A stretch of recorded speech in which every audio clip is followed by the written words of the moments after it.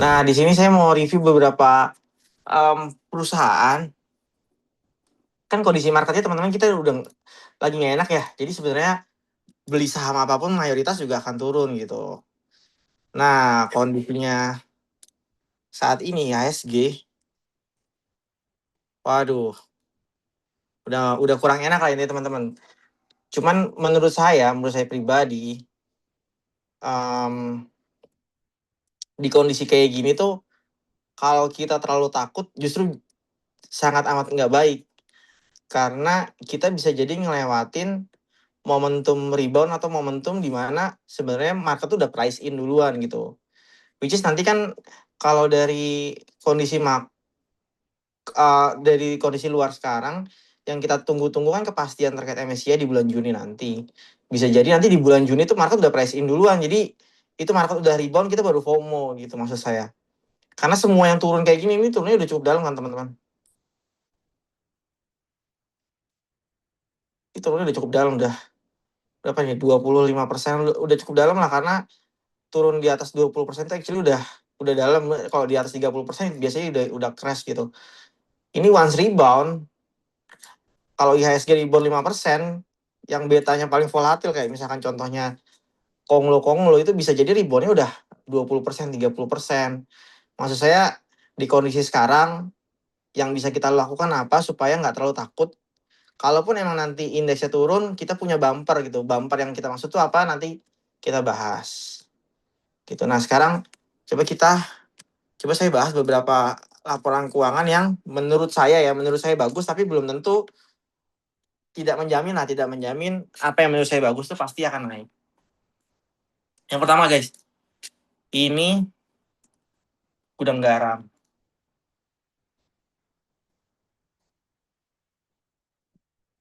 Ini tadi keluarnya di sesi 2 kalau nggak salah ya. Nah, gudang garam nih menarik guys, teman-teman. Kalau misalnya kita lihat di sini nih ya, teman-teman. Gudang garam. Cuman ini bukan saham syariah ya kan, teman-teman banyak yang nyarinya saham syariah. Uh, Kenapa saya bilang cukup menarik? Bahkan bisa dibilang sangat menarik ya. Uh, Sekarang ini kondisinya gudang garam itu masih di bawah. Recording. Nih guys, kalian bisa lihat sendiri ya penurunannya gudang garam dari tahun 2019 sampai tahun 2025. Ini eranya Kementerian Sri Mulyani guys. Pada saat itu kan kebijakan cukainya kan sangat luar biasa nge-pressure perusahaan-perusahaan rokok ya. Nah, di eranya Pak Purbaya itu, khususnya di tahun 2026, itu story-nya ya cukainya nggak naik sama sekali gitu. Nih, jadi story ini yang jadi daya ungkitnya emiten-emiten rokok. Ini sebenarnya nggak cuma gudang garam aja. HMSP pun Q1-nya juga cukup oke. Teman-teman lihat ya, growth, growth kuartal-kuartalnya masih bagus. WIM juga bagus. Cuman yang paling menonjol menurut saya adalah gudang garam. Gitu. WIM tuh udah naiknya udah lumayan besar lah. Dulu masuk di RLA stock pick aja harganya masih 700-an teman-teman. Sekarang udah 1.900. Itu dulu RLA investor dulu udah call WIM tuh di Q2 2025. Jadi menurut saya agak kurang wise kalau baru FOMO di WIM gitu. Tapi lain hal dengan gudang garam. Nah, kalau gudang garam sendiri, selain ya menurut saya, selain turnaround-nya di Q1 2026 ini, teman-teman harus tahu nih di Q1 2026 tuh ada puasa teman-teman. Jadi ada kurang lebih kepotong 30 hari langsung 30 hari ya, 30 hari full puasa. Tapi kondisi net income-nya gudang garam kita bisa bilang sangat bagus gitu karena biasanya di bulan puasa tuh konsumsi untuk rokok itu cenderung menurun gitu kok. Nah, kita balik lagi ke laporan keuangannya sebenarnya ini cuannya tuh beneran cuan yang masuk ke cash flow atau enggak gitu kan. Kita bisa lihat nih teman-teman di sini nih. Total pendapatannya dia sebenarnya actually turun kan. Cuman marginnya dia nih laba brutonya dia naiknya signifikan hampir 55%-an. Nah, dampaknya apa? GPM-nya naik sedikit aja dengan semua cost-nya dia yang hampir mirip-mirip apalagi sedikit turun di beban usaha. dampaknya langsung material ke laba usahanya dia gitu. Cash flow-nya dia juga di awal 2026 ini sangat amat bagus teman-teman. Lihat aja nih CFO-nya dia, cash flow-nya dia naiknya kurang lebih hampir 1,5 triliun. Capex-nya juga nggak besar kan di sini. Kalian bisa lihat sendiri nih. Apalagi hitungannya kalau gudang garam di awal Q1 juga nggak begitu nggak begitu banyak melakukan pembayaran. Jadi cash-nya gudang garam di Q1 2025 itu secara dari Q4 2025-nya langsung naiknya luar biasa guys. Jadi cash-nya cukup tebel lah. Nah, probabilitasnya untuk di RUPS tahun 2025 feeling ya, ini feeling saya kemungkinan besar ya. Kemungkinan besar dividen payout ratio-nya mungkin akan 100% lagi. Gitu. Kemungkinan besar. Which is kalau 100% lagi IPS di tahun 2025 kan 800 per lembar nih guys. Kalau di harga sekarang dapat kurang lebih 5%-an lah. Nah, tapi kalau selama 4 kuartal ke depan IPS-nya ini membaik nih, atau bahkan bertahan aja deh, nggak usah membaik gitu, bertahan flat aja di tahun selama 2026 di 800-an, itu probabilitas laba bersih di tahun 2026 dengan P 5 kali dan di DPR-nya 60%-an aja guys. Kita lihat DPR tuh dividen payout ratio ya buat yang masih belum ngerti kan, ini kan proyeksi analysis IPS-nya kurang lebih 3.200 ya teman-teman. Kita anggap aja 2.900. Itu ya. 2.900. Kalau jadi dulu tuh apa namanya? Payout ratio-nya gudang garam tuh selalu stabil di angka 65% teman-teman nih. 65%. Kalau stabil tetap sama di 65% di harga sekarang kan harganya 16.000 teman-teman. Dengan asumsi IPS tahun 2026-nya 2.900, DP 65%, kalian bisa makan dividen 12%-an karena nanti dividen per share-nya kurang lebih 1.800-an gitu. Nah, ini yang kita sebut dengan bumper. Ditambah lagi apa teman-teman? Tambah lagi satu lagi nih. Kondisinya sekarang secara teknikal juga menurut saya sangat amat menarik untuk gudang garam karena kalian lihat nih, dari tahun 2020 berapa nih? Tahun 2019 sampai tahun 2025. Jadi gudang garam tuh hampir selalu ada di bayang-bayang di bawah MA 200-nya teman-teman. Nah, sejak pemerintahannya Purbaya nih entah kenapa mulai stabil di atas MA 200-nya, which is actually untuk swing yang panjang, swing long, kita cuma jadiin perhatian aja nih MA 200-nya ini jadi supportnya gudang garam sendiri gitu. Yang artinya menurut saya kalau udah nemu emiten yang kayak gini nih dengan kinerja yang turnaround kayak gini, ini kan kinerja sangat amat turnaround nih teman-teman. Dari IPS kurang lebih 800 di tahun 2025 jadi 3.200 gitu. Kalian kalau yang kok malah jadi video. Sebentar guys. Kalian kalau udah yang kayak gini tinggal jadiin teknikal sebagai acuan untuk stop loss-nya karena kita nggak tahu nih market akan kayak gimana. Nah, pikirin upside-nya kira-kira berapa. Nah, kalau saya sih kondisi gudang garam kayak gini PI 10 atau PI 8 kali lah. Itu masih make sense teman-teman. PI 8 kali kan artinya 2.900. Ini kan tadi analisnya 3.200 nih. Saya asumsinya 2.900 saya. 2.900 dikali 8 guys. Kurang lebih 23.200 gitu. 23.200 kan artinya di sini nih. 23 ribuan. Tuh, guys. Ini yang maksud saya kalian nyaman pegangnya. Kalian nyaman pegangnya karena kalian tahu kalian harus cut di mana. Kedua, kalian dapat 2 bumper sekaligus. Bumper pertama yaitu dividennya. Dividennya di harga 16.000 ini yield on cost-nya itu kurang lebih di 10-12%-an ya. 10-12%-an. Yang kedua, kalian dapat turnaround story-nya gitu.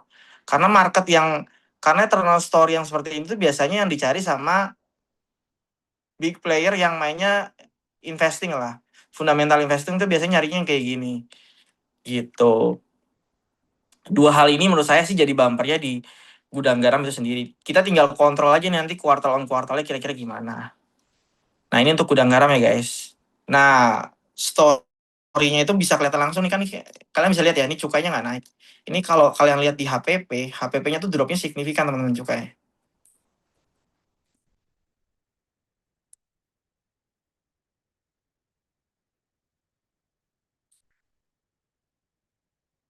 Nah, ini guys.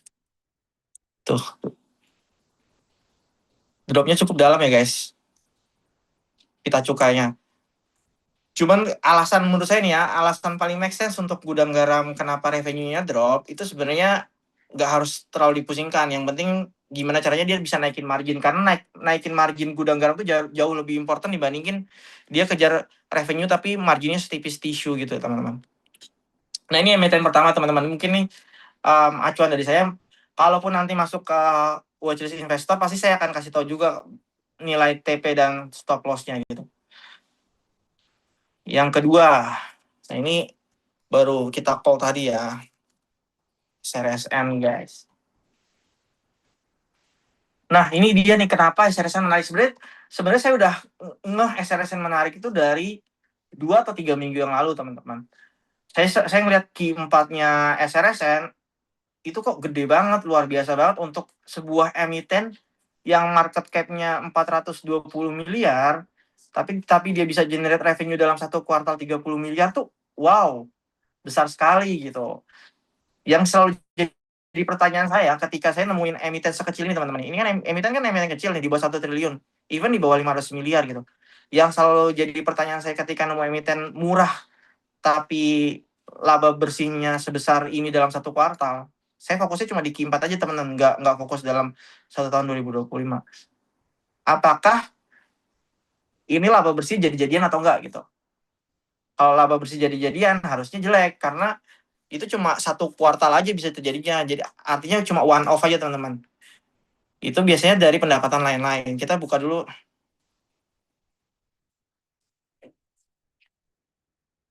Ini ya, saya mau jelasin sedikit kenapa menurut saya SRSN, actually nggak cuma SRSN, teman-teman. MOLI, ini kan satu sektor yang sama, itu juga bagus.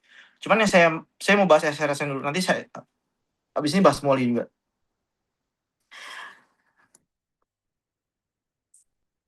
Mumpung harganya belum kemana-mana. Kalau udah kemana-mana, biasanya saya nggak, udah males bahas tuh kayak ESA gitu, udah nanti takut banyak yang nyangkut, guys. Ini September.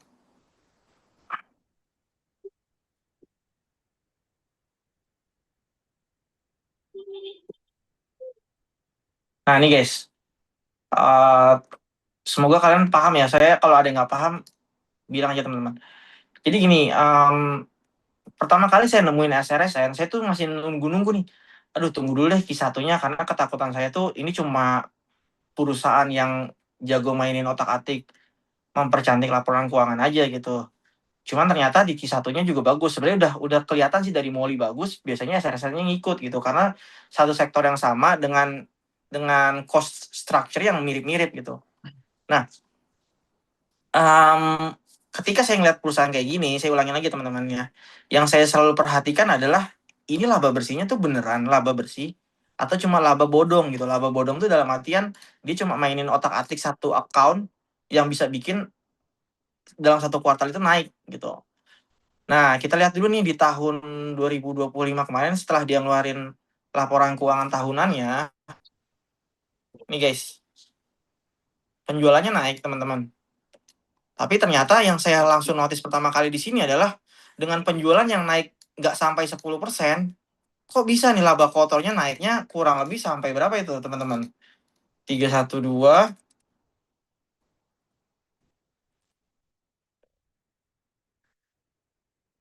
Nih guys, kenaikan kenaikan revenue-nya cuma kurang dari 10% lah. Tapi kenaikan laba kotornya SRSN di tahun 2025 versus 2024 tuh hampir 60%, teman-teman. Which is artinya ada yang salah sama beban pokok penjualannya SRSN. Nah, biasanya yang kalau ya, kalau saya nggak tahu bisnisnya SRSN itu apa, biasanya saya akan langsung cari websitenya. Sebenarnya SRSN itu bisnis apa gitu. Yang kita mau cari kan itu kan. Yes. Nah, ternyata bisnis utamanya SRSN itu etanol. Kalau di sini kalau kita lihat di sini juga di bagian CLK 29 bagian penjualan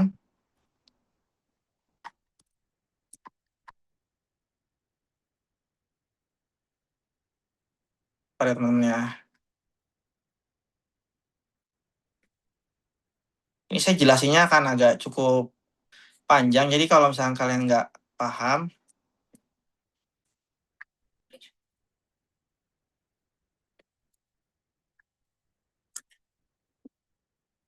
kalau kalian nggak paham nanti tanya aja.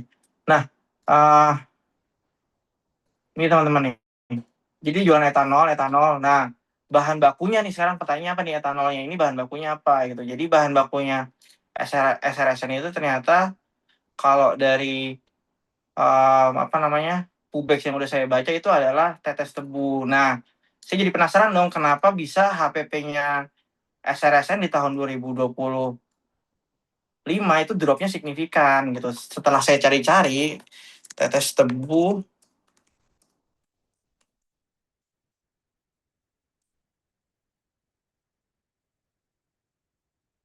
nah ini guys, nih story-nya ternyata ini nih. Jadi tetes tebu di tahun 2025 itu ternyata harganya benar-benar jeblok teman-teman. Jadi waktu itu kayaknya ada permendak dari pemerintah yang baru apa namanya pada intinya di Permendak itu tuh impornya cukup bebas gitu. Efeknya tetes tebu di Indonesia tuh kebanjiran suplai lah. Dampaknya langsung ke petani-petani. Nah, efeknya bagusnya untuk perusahaan-perusahaan kayak SRSN dan Molly ini gitu. Nah, story utamanya udah dapet nih. Pertanyaannya adalah sampai kapan itu tetes tebu itu masih oversupply kayak gitu kan? Nah, itu saya nggak bisa jawab gitu. Tergantung dari supply demand-nya aja nanti. Cuman fokusnya adalah kita ke driver utamanya dulu gitu.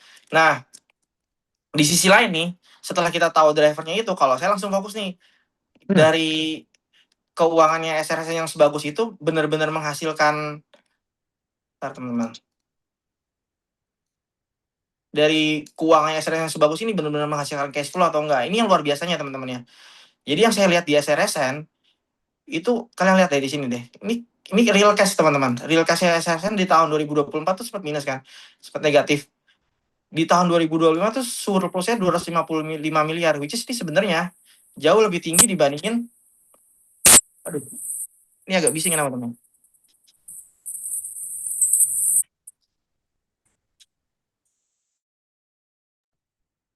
Nih, laba bersihnya kan kalau 77 miliar ya teman-teman ya. Kalau kalian lihat di sini, cash flow-nya RSN tahun 2025 itu besar banget teman-teman. Nah, dampaknya apa? Dampaknya free cash flow-nya dia di tahun 2025 ini tebel karena kita bisa lihat nih capex-nya SRSN selama 2025 ini maintenance capex-nya dia itu juga sangat very very low gitu. Dampaknya apa? Langsung ke struktural nih. Kalau perusahaan small cap ini saya kasih sedikit um, ini aja tips aja. Kalau perusahaan small cap ini kan small cap kayak gini jarang terjadi ya, bisa kita bilang jarang terjadi perusahaan small cap yang fokusnya itu ketika punya uang, kalian kebayang nggak kalian punya uang nih dari bisnis kalian sepanjang 2025 dibandingin kalian nerima uang segini, terus kalian pakai buat bayar sesuatu yang bisa menguntungkan retail kecil, bisa aja kalian melakukan itu untuk melakukan masuk kantong sendiri teman-teman. Masuk kantong sendiri itu bisa berbagai cara. Yang pertama, bisa dimasukin ke piutang relasi atau utangnya nggak usah dibayar atau yang paling common sense yang biasa dilakukan itu adalah mainin di capex ini teman-teman. Cuman di SRSN ini ternyata enggak gitu. Jadi tahun 2025 itu hutangnya SRSN itu dropnya signifikan teman-teman. Hutang berbunganya dari tahun 2024 hutang 301 miliar cuma sisa 95 miliar. Nah, yang spektakulernya lagi ya. Ini kan teman-teman bisa lihat nih ini kan pinjaman bank jangka pendek ini dampaknya kan langsung ke income statement-nya, masuk ke beban keuangan nih, teman-teman nih. Beban keuangannya cukup besar loh, 21 miliar, which is ini kalau dibandingin laba bersih itu kurang lebih berapa persen tuh? Dibagi 77. Kurang lebih 30% teman-teman dibandingin laba bersihnya. Ini value yang sangat besar sekali karena nanti dampaknya struktural langsung ke earning per share-nya SRSN itu sendiri. Nah, luar biasanya untuk SRSN ini saya bisa bilang luar biasanya ya. Di Q1 tadi setelah saya baca laporan keuangan, saya langsung fokus tuh ke cash flow-nya. Yang saya lihat pertama kali sebenarnya cash flow-nya bukan ini dulu. Karena kalau dia beneran profit banget, wah, kalian lihat sendiri aja nih. Di Januari 2020 di Maret 2026 di Q1 cash flow-nya langsung tebel lagi nih. OCF-nya tebel banget, 87 miliar. Capex-nya juga low. Dengan logik seperti ini, saya langsung mikir, kalau ini dia bayar hutang lagi, artinya hutang berbunganya dia hampir nol, teman-teman. Dan ternyata benar, yang dipakai adalah untuk bayar hutang lagi. Kalian lihat nih, jumlah pembayarannya minus 145 miliar, ini jauh lebih kecil dibandingin penerimaan. Ini refinancing aja, teman-teman, biasanya bahasanya. Gitu. Artinya apa? Hutangnya yang di akhir Januari tadi 95 miliar, cuma sisa 20 miliar, guys. Which is artinya dengan bunga 7%-an, hutang berbunganya SRSN yang tadinya beban keuangannya 21 miliar, setahun ke depan itu bisa jadi cuma 2 miliar aja, teman-teman. Which is artinya apa, teman-teman? Dari beban keuangan ini aja ya nih, dari beban keuangan ini aja nih, SRSN udah bisa nambah laba bersihnya kurang lebih mana nih ya? Kurang lebih 18 sampai 20 miliar gitu. Ini hanya dari satu pos yang sebenarnya nggak banyak investor tahu, tapi kita tahu ini akan impactful ke laba bersihnya SRSN. Ini dari satu pos ini, teman-teman. Gitu. Jadi beban keuangan nol. Itu udah bisa nendang ya kayaknya. Waduh, siapa yang menendang? Jadi dengan beban keuangan yang nol, itu dampaknya langsung struktural ke laba per sahamnya SRSN nantinya gitu. Cuman sebenarnya saya nggak mau terlalu bullish ke sini karena apa? Karena sebenarnya kalau misalnya kalian lihat di penjualannya SRSN tuh di Q1 2026 ini drop. Nah, dengan dropnya penjualan aja, kalian bisa lihat nih, laba kotornya masih naiknya lumayan gede, guys. Gitu. Nah, apakah SRSN mahal? Pertanyaan kan gitu kan. Apakah sekarang kondisinya SRSN mahal? Kalian bayangin aja deh. Book value-nya 0,5, guys. Dengan PE ratio 0 sekarang itu dikurang lebih 3,7 kali gitu. Nah, menurut kalian mahal atau murah itu kalian sendiri yang merasakan. Terus apakah harganya sekarang udah pucuk gitu kan? Apakah sekarang harganya udah pucuk? Ini teman-teman, SRSN. Sekarang kita pakai risk reward ratio lah. Saya nggak mau terlalu bullish. Jadi nanti kalian sendiri yang menentukan. Kan potensinya SRSN sekarang kan paling bawah banget 50 nih, guys. Ya kan? Which is itu artinya minus 25% nih, teman-teman. Anggaplah mentok-mentoknya amit-amit ternyata dibuang bandar ke 50 gitu. Kita jualan di 52 atau 51. Asetnya saya nggak tahu berapa nih nantinya. Gitu. Bisa aja ke 90, ke 100, ke 7, ke 80 atau ke berapa. Karena kan kondisi sekarang juga secara broker summary nggak begitu bagus karena TS kan nahanin banget nih gitu. Cuman yang saya lihat di sini seamit-amitnya yaudah saya minus 25% lah. Misalkan saya taruh 5% di SRSN, seamit-amitnya saya cuma kehilangan kurang lebih 1% dari AUM saya kalau misalkan minus 25% gitu kan. Gitu, yang penting main money manajemennya. Hal ini ya guys, ini terjadi juga di Molly gitu. Jadi Molly itu melakukan hal yang sama seperti SSN. Jadi ini dua emiten yang bergerak di sektor yang sama. Nanti ya guys tanya jawabnya kalau ada LK yang mau dibahas setelah saya bahas beberapa emiten yang menurut saya oke dulu. Ini Molly di tahun 2025 teman-teman bisa lihat. Nah nih, wah ini juga luar biasa keren guys. Dari utang bank yang 429 miliar, cuma sisa 13 miliar di tahun 2025. Di awal tahunnya, itu kayaknya udah nol deh. Nih guys, dari sisa 13 miliar, zero debt. Ingat guys, dulu pas pertama kali saya bahas ESA, itu berangkatnya hal yang sama seperti ini. Tapi kondisinya pada saat itu adalah ESA harganya, valuasinya nggak murah. Karena waktu itu PI-nya ESA itu kalau nggak salah di 19 atau 20 dengan PBV 2 kali. Beda halnya dengan Molly atau SRSN sekarang. yang secara book value masih di bawah 1 kali. Even MOLY di bawah SRS-nya di bawah 0,6, MOLY di bawah 0,6 juga gitu. Nah, story-nya kalian harus tahu, percuma kalian beli emiten murah karena banyak guys, kalau ditanya emiten murah tuh banyak, yield pun murah gitu. Ini pun murah, tapi kenapa saya nggak lirik itu ada alasannya. Gitu. Ini book value cuma 0,24. Saya nggak lirik karena ada alasannya. Alasannya apa? Karena growth-nya nggak ada sama sekali, teman-teman. Gitu. Jadi selain kita cari emiten murah, kita cari emiten yang secara growth-nya bagus juga gitu. Growth rate-nya bagus. Gitu. Nah, MOLY nanti kurang lebih juga kalau risk reward ratio menurut saya sih lebih terukur SRSN, cuman MOLY pun sangat bagus gitu, dan menurut saya ya dua emiten ini kalau ditanya potensinya besar, tapi resikonya juga besar gitu, karena minus 25% kan juga bukan hal yang kecil, teman-teman. Gitu. Nah, selesai nih bahas MOLY dan SRSN. Lalu saya mau bahas apa lagi, teman-teman? Ini banyak yang request loh.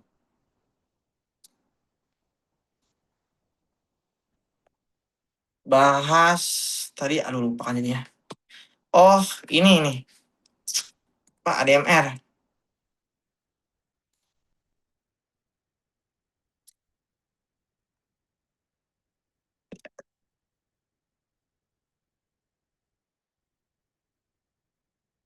Nah, ini kita bahas ADMR, teman-teman. Dulu kan terakhir kita jual ADMR di 2000 sampai dari 1900 sampai 2000-an ya. Soalnya ini masih 1850 dengan kinerjanya ADMR yang di Q1 ini sangat amat oke lah. Kenapa saya bisa bilang oke? Yang pertama, kalau IPS sebenarnya udah kelihatan pasti oke, karena gini, di Q4 2025 kemarin, ini kan Q1-nya kan kelihatannya kok bagus banget gitu. Sebenarnya ini turun, teman-teman, kalau dibandingin sama Q4, karena Q4 tuh actually core earnings-nya dia tuh kurang lebih di 40 sampai 41, apa 39 sampai 41 ya. Kalau ini tuh sebenarnya turun, teman-teman. Angka 36 ini turun karena di Q4 tuh ada one off yang value-nya cukup besar. Nih. Nah nih, others-nya ini value cukup besar, teman-teman. Kayak nggak salah impairment deh. Nah, cuman yang jadi highlight utama saya adalah pertama, dengan kondisi ADMR yang IPS-nya kayak gini, itu segmen alumninya belum jalan, teman-teman. Jadi ini kan orang-orang nih di sini udah cukup heboh nih. Wow, gede banget ADMR gitu. Sebenarnya masih belum apa-apa karena segmen utama yang jadi katalis kenaikan harga sahamnya ADMR selama 6 bulan ke belakang itu belum jalan. Nah,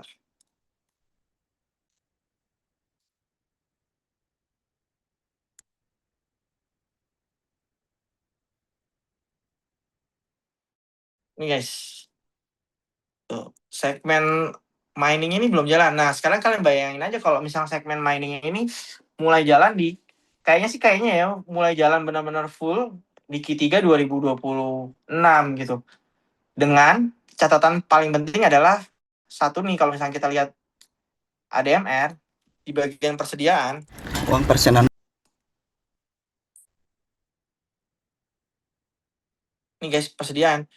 Ini persediaan cooking coal-nya ini hitungannya masih terus naik nih, teman-teman. Dengan persediaan setinggi ini dan harga cooking coal yang secara year on year cukup baik, menurut saya potensinya masih sangat besar untuk ADMR. Gitu. Tapi itu dia, untuk ADMR harganya udah nggak murah, guys. Udah nggak kayak GGRM atau MOLY atau SRSN gitu. Jadi kalian harus hati-hati kalau mau nyari entry point yang bagus di ADMR. Gitu. Sama juga kayak ADI ya. ADI kan walaupun saya masuk itu hitungannya udah pucuk banget, teman-teman. Gitu. Kita langsung bahas apa lagi, teman-teman nih? Bahas data. Oh, pada bahas data. Oke, kita bahas data. Saham kesayangan saham kesayangan sini. Aduh.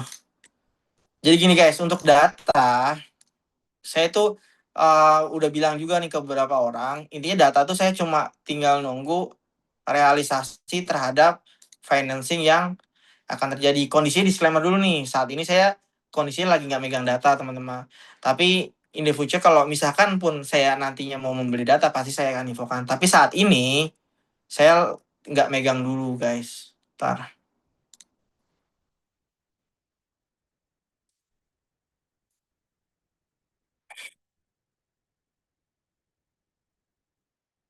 Oke, nih saya bahas data ya.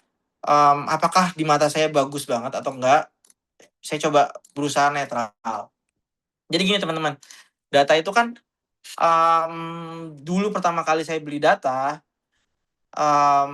itu terkait story setelah IPO dia akuisisi entitas afiliasinya dia lah. FMI itu di harga yang menurut saya value-nya murah. Dan murahnya murah sekali pada saat itu. Waktu itu harga data tuh 400-an teman-teman. Saya beli pertama kali di harga 480 sampai 550 apa ya. Dulu kering banget lah gitu data.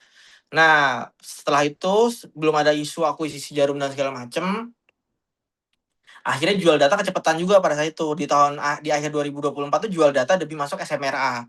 Lambat laun ternyata SMRA boncos, datanya makin naik lagi. Sampailah di awal 2025 ada isu penting di mana data ternyata diakuisisi oleh Jarum Group.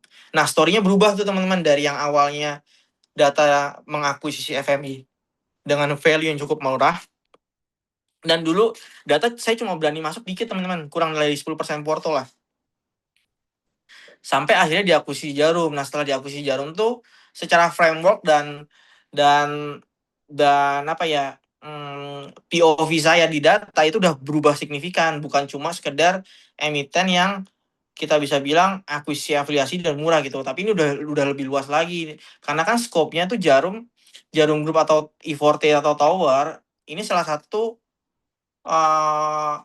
market share yang paling besar lah di industri telco gitu. Saya mau mulai connecting the dots banyak sekali lah. Kalau misalkan nanti data masuk ke segmen FTTH nanti ekspansinya akan seperti apa, itu besar banget teman-teman. Nah cuman kita belajar realistis gitu kan. Untuk ekspansi dan lain-lain itu kita butuhkan yang namanya, kalau di cash flow tuh namanya CAPEX. CAPEX itu ada di sini teman-teman nih. Gitu. Perolehan aset tetap ini tuh masuknya ke CAPEX teman-teman. Nah, untuk merealisasikan CAPEX ini, kita butuh cash flow yang tebal nih teman-teman nih. Cash flow itu datangnya dari sini. Ini kita nggak bahas EPS dan net income-nya sama sekali ya. Kita bahas ininya dulu deh. Untuk ekspansi yang besar, kalian butuh cash flow yang besar. Gitu. Kalau cash flow-nya kalian, nih cash flow data nih per kuartal 28 miliar ya teman-teman. Sedangkan CAPEX-nya di sini 60 miliar. Ini kan artinya kan negatif kan, free cash flow-nya negatif gitu. Dengan free cash flow negatif kayak gini, mau nggak mau data harus terus berhutang nih kan, untuk nutupin cash flow-nya dia. Kalau nggak nanti bisa jadi next quartal atau next month dia nggak bisa bayar pemasoknya, nggak bisa bayar gaji dan lain-lain gitu. Kalau negatif, makanya di sini dia melakukan namanya peminjaman utang bank gitu. Makanya hutang banknya data, ini teman-temannya, hutang banknya data tuh cukup besar. Tapi apakah ini perlu kita khawatirkan? Sebenarnya nggak perlu. Karena nature bisnisnya perusahaan telco, nggak usah data deh, kita ngomongin tower deh. Saya benchmark ke tower.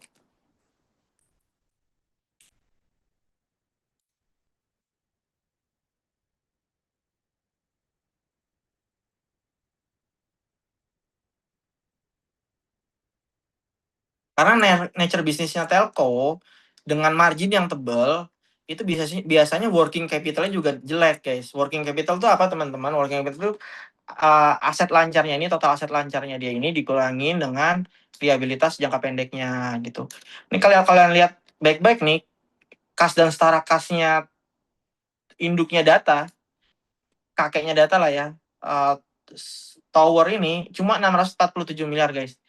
Tapi hutang banknya sampai 27 triliun teman-teman. Gitu. Sama aja, sama kayak data gitu, tapi dengan value yang jauh lebih tinggi gitu. Sebenarnya nggak perlu ditakutkan untuk data di bagian ini, cuman itu lagi, karena saya berharapnya ekspansinya cukup besar, artinya saya berharap pembiayaan yang ada masuk ke sini nih teman-teman ya, arus kas dari aktivitas pendanaan ini value-nya juga besar gitu. Kalau ini kan value masih kecil ya teman-teman nih, masih 24 miliar, masih 40 miliar. Terakhir besar pun itu pakai kantong pribadinya owner gitu. masih belum pakai kantong pribadinya masih belum pakai effort dari pengendali yang baru lah gitu. Harapan saya ya kalau misalkan nanti saya masuk ke data lagi itu ada katalis positif terkait pendanaan ini atau financing ini, atau nanti ada skema lain yang bikin cash flow-nya data makin besar lagi lah gitu. Kan bisa pakai reissue atau private placement yang bisa dilakukan kan. Nah, itu dia yang nantinya akan saya tunggu-tunggu di data gitu. Itu disclaimer ya. Nah, sekarang kita bahas terkait income statement-nya data. Apakah bagus atau enggak? Menurut saya sih bagus banget ya. Kalian lihat aja nih laba tahun berjalannya juga naik 2 kali lipat kan. Nah, FYI aja kalau data itu sebenarnya Q1 tuh biasanya paling rendah teman-teman. Nah, nanti Q2, Q3, Q4 tuh mungkin berangsur naik karena ada backlog terkait pendapatannya ini gitu. Jadi pendapatan data tuh kan driver utamanya tuh selama ini masih dari corporate government. Nah, corporate sama government itu biasanya sih ya info dari relasi yang sudah saya bangun tuh baru kebayar semua atau payment-nya itu due-nya baru di Q3 dan Q4 gitu. Itu kenapa biasanya selama kuartal 1 dan kuartal 2 itu revenue dan laba bersihnya lebih buruk dibandingin Q3 dan Q4. Walaupun ya guys, ini disclaimer, belum tentu di tahun ini sama seperti yang kemarin gitu. Bisa aja beda. Takutnya nanti kalian punya ekspektasi di data. Gitu. Jadi menurut saya bagus. Cuman bagusnya data ya bagus aja gitu, bukan bagus yang ada di POV saya yang tadinya akan growth-nya gila-gilaan gitu.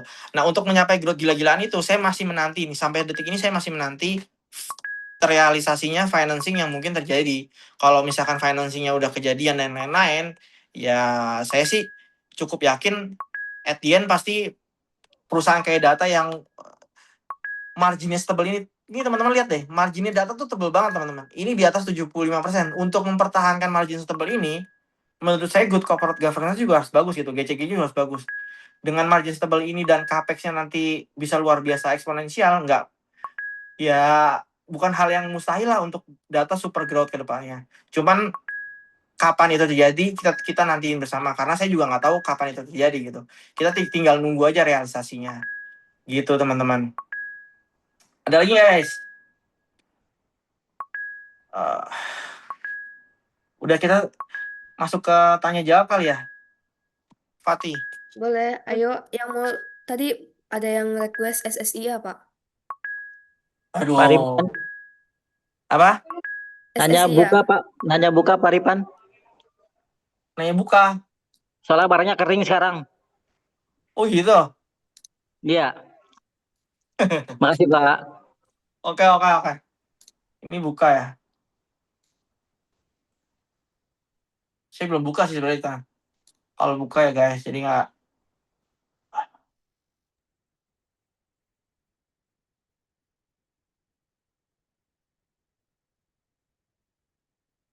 Ini teman-teman buka.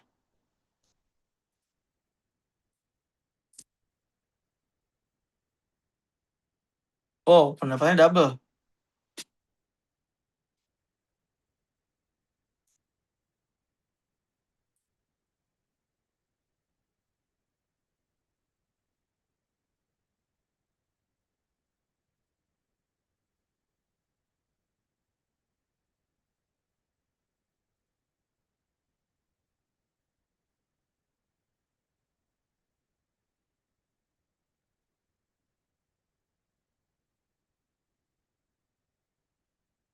Hmm.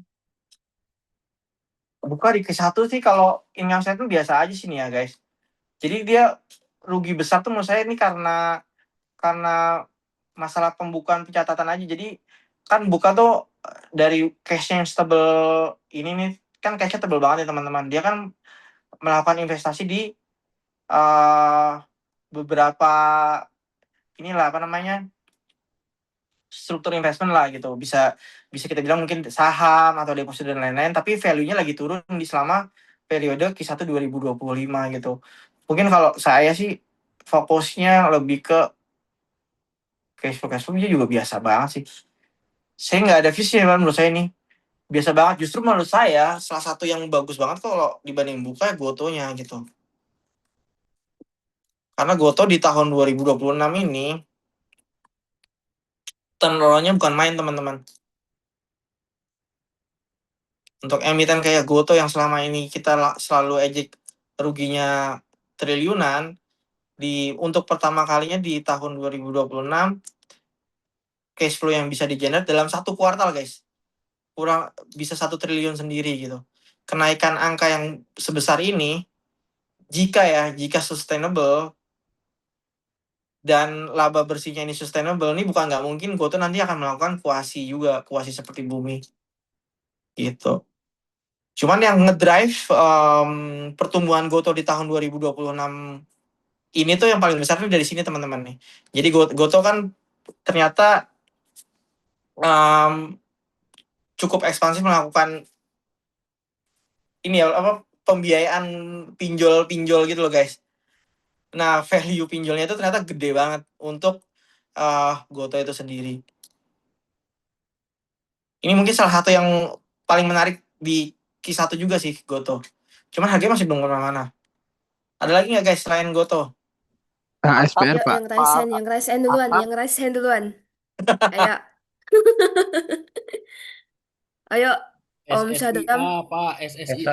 Esa. ASPR, Pak. Udah naik 1 mingguan ini, Pak. Apa tuh ASPR? Iya, pengolahan biji plastik.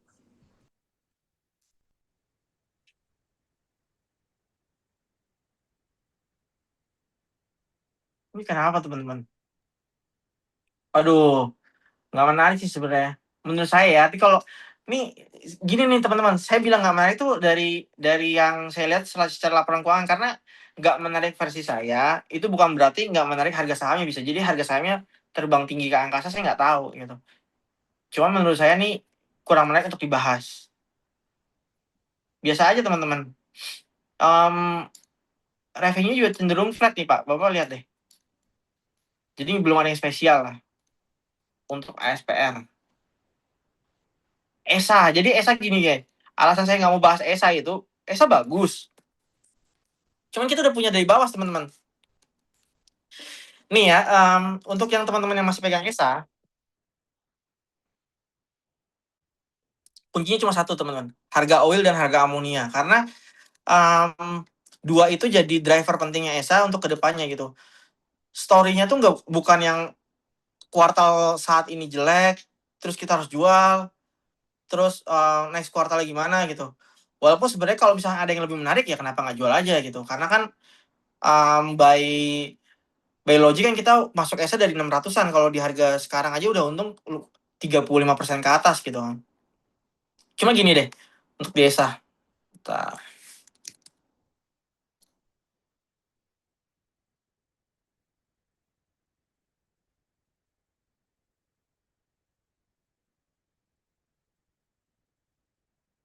Aduh, nggak disimpan lagi guys. Cuma gini teman-teman, untuk di ESA itu amonia.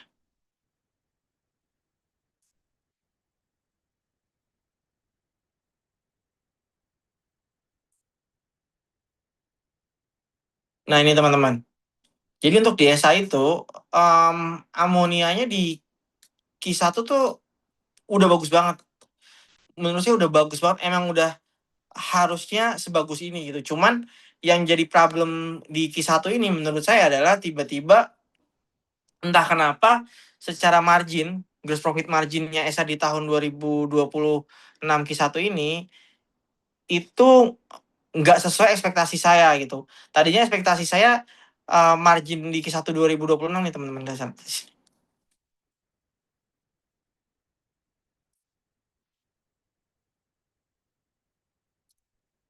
Nih guys, ini kan laba kotornya 45,7%. Tadinya ya harapan saya ya, laba kotornya ESA ini kan Q4 ini kan harga amonia tuh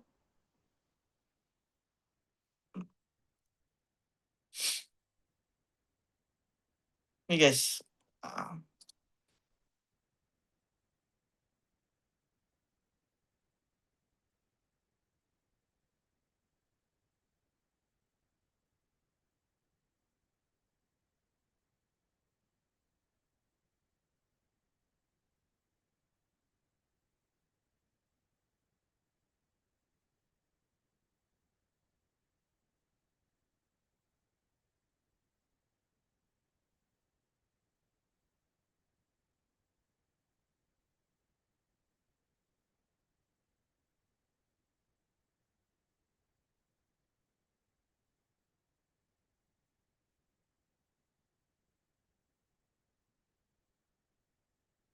Nih teman-teman, harga amonia di Q1 kan sebenarnya udah cukup tinggi nih.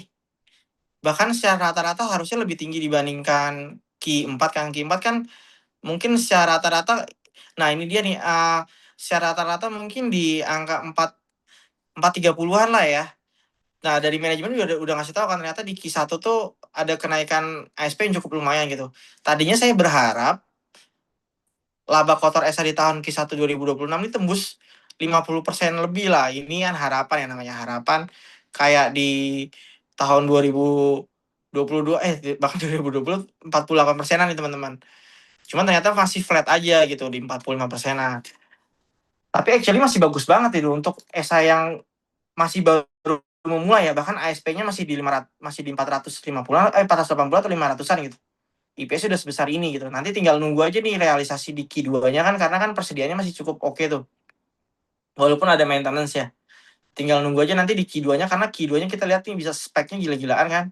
Q2-nya nanti ASP-nya akan seperti apa. Gitu. Menurut saya udah bagus banget sih untuk ESA di Q1 itu. Cuman itu dia, karena harga sahamnya udah naiknya lumayan juga guys. Ini kita nggak bisa dipungkiri nih, harga sahamnya memang kita sebenarnya agak rakus juga kan. Karena ya harapannya yang namanya cuan ya udah naik berapa persen ini kita, udah naik 44%-an guys, dari harga 620 bahkan kita hampir 50% tuh gitu. Cuman itu dia lah namanya manusia kan, karena kadang belum ada puasnya. Bahas apa lagi teman-teman yang masih di Oke, ayo Kak Muhammad Afandi. Saratoga? Belum ada LK-nya teman-teman.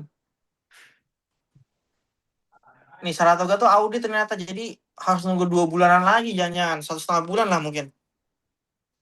Nggak tahu nih ada CA apa. Kalau kata Phantom sih katanya Saratoga mau akuisisi Nvidia. Nggak tahu Phantom tadi bawa isunya dari mana tuh. Mau akuisisi Nvidia.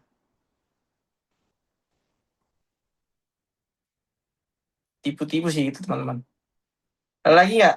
Kalau Saratoga nggak bisa guys. Kak Alif, ayo Kak Alif. Mau tanya apa? Izin Pak Rifan, Boleh, boleh. kebetulan saya megang Bufa, kemarin katanya mau isu, kira-kira gimana tuh Pak? Masih, Bufa. iya masih bagus nggak buat di hold? Kok saya nggak ngikutin lagi Pak. Jadi emiten kayak Bufa atau IRSX saya nggak begitu ngikutin sih sebenarnya. Cuman terakhir masuk ke IRSX juga saya CL. Gini terakhir udah terus LB ya.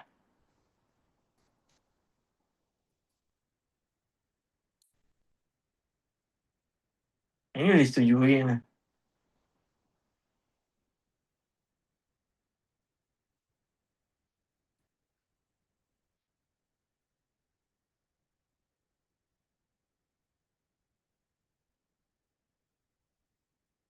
Untuk ICC saya nggak ngikutin banget ya. Jadi ntar saya lihat dulu. Oh gini nih. Jadi kan Bufa kan katanya mau RI ya teman-teman ya. Harusnya ya kalau dari yang saya tahu nih, dalam 2 bulan ke depan sih harusnya maksimal kalau pakai laporan keuangan full year 2025, dalam 2 bulan ke depan harusnya udah harus wajib dapat efektif teman-teman.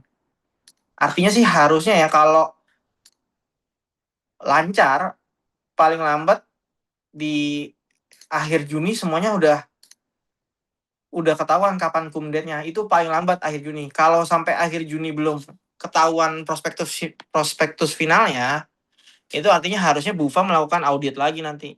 Kriterianya ke audit aja kayak gini nih, kayak Bull kan katanya info yang beredar katanya kan mau naik isu teman-teman.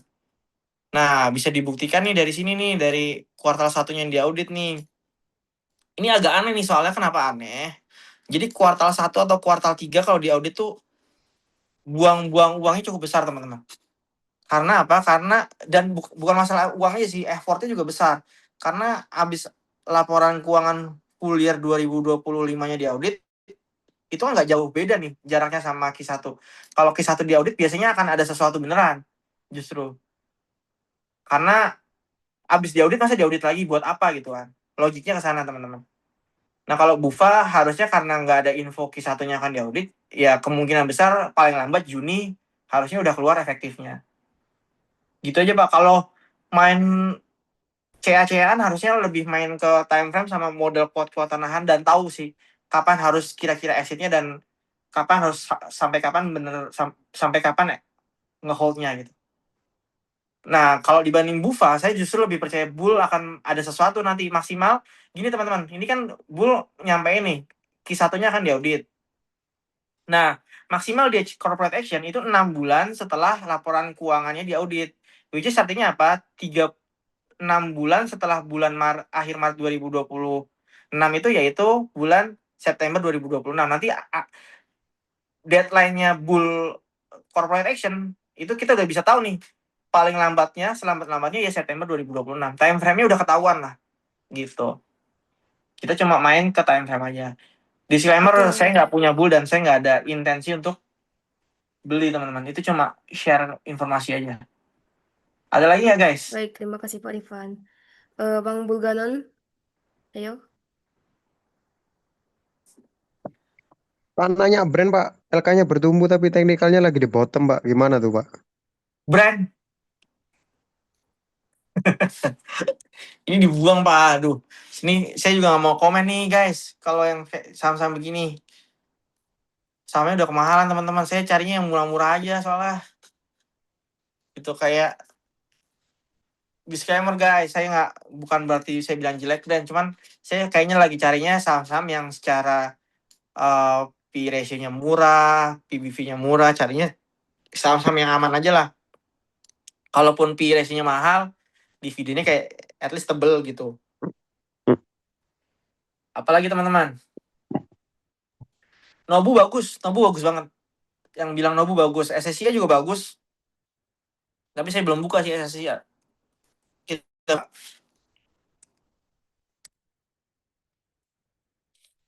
SSIA.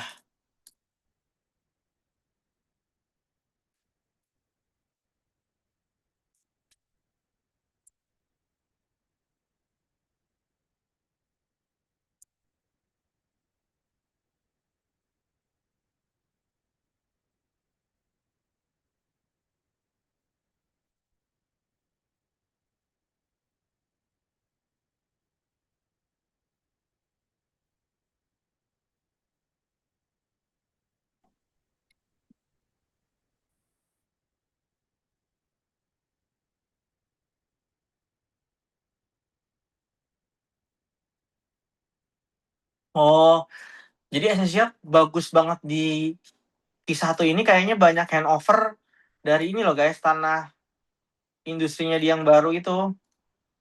Yang isunya deketan sama punya Barito kayaknya ya. Lihat nih growth-nya luar biasa besar nih teman-teman. Berapa kali lipat ini?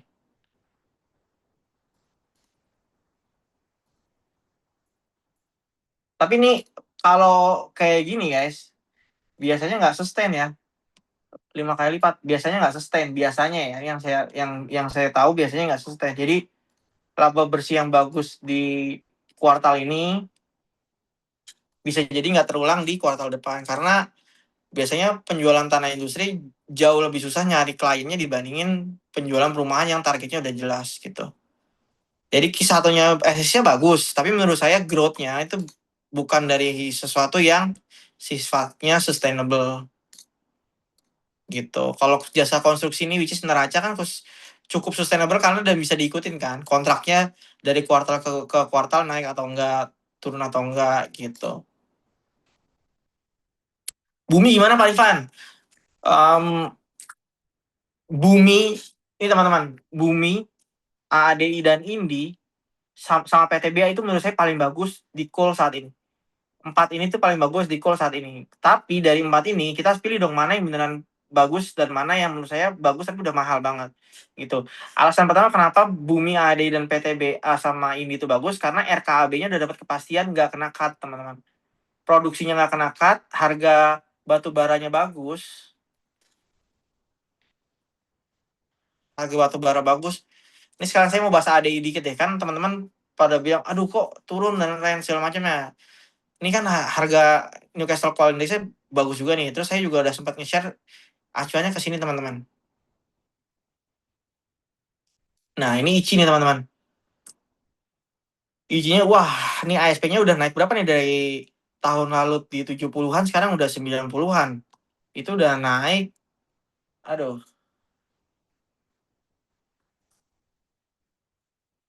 Itu udah naik kurang lebih 22%. Jadi selling price-nya aja untuk ICI 2 itu udah naik 22%. Yang ICI 3 itu naik dari 58.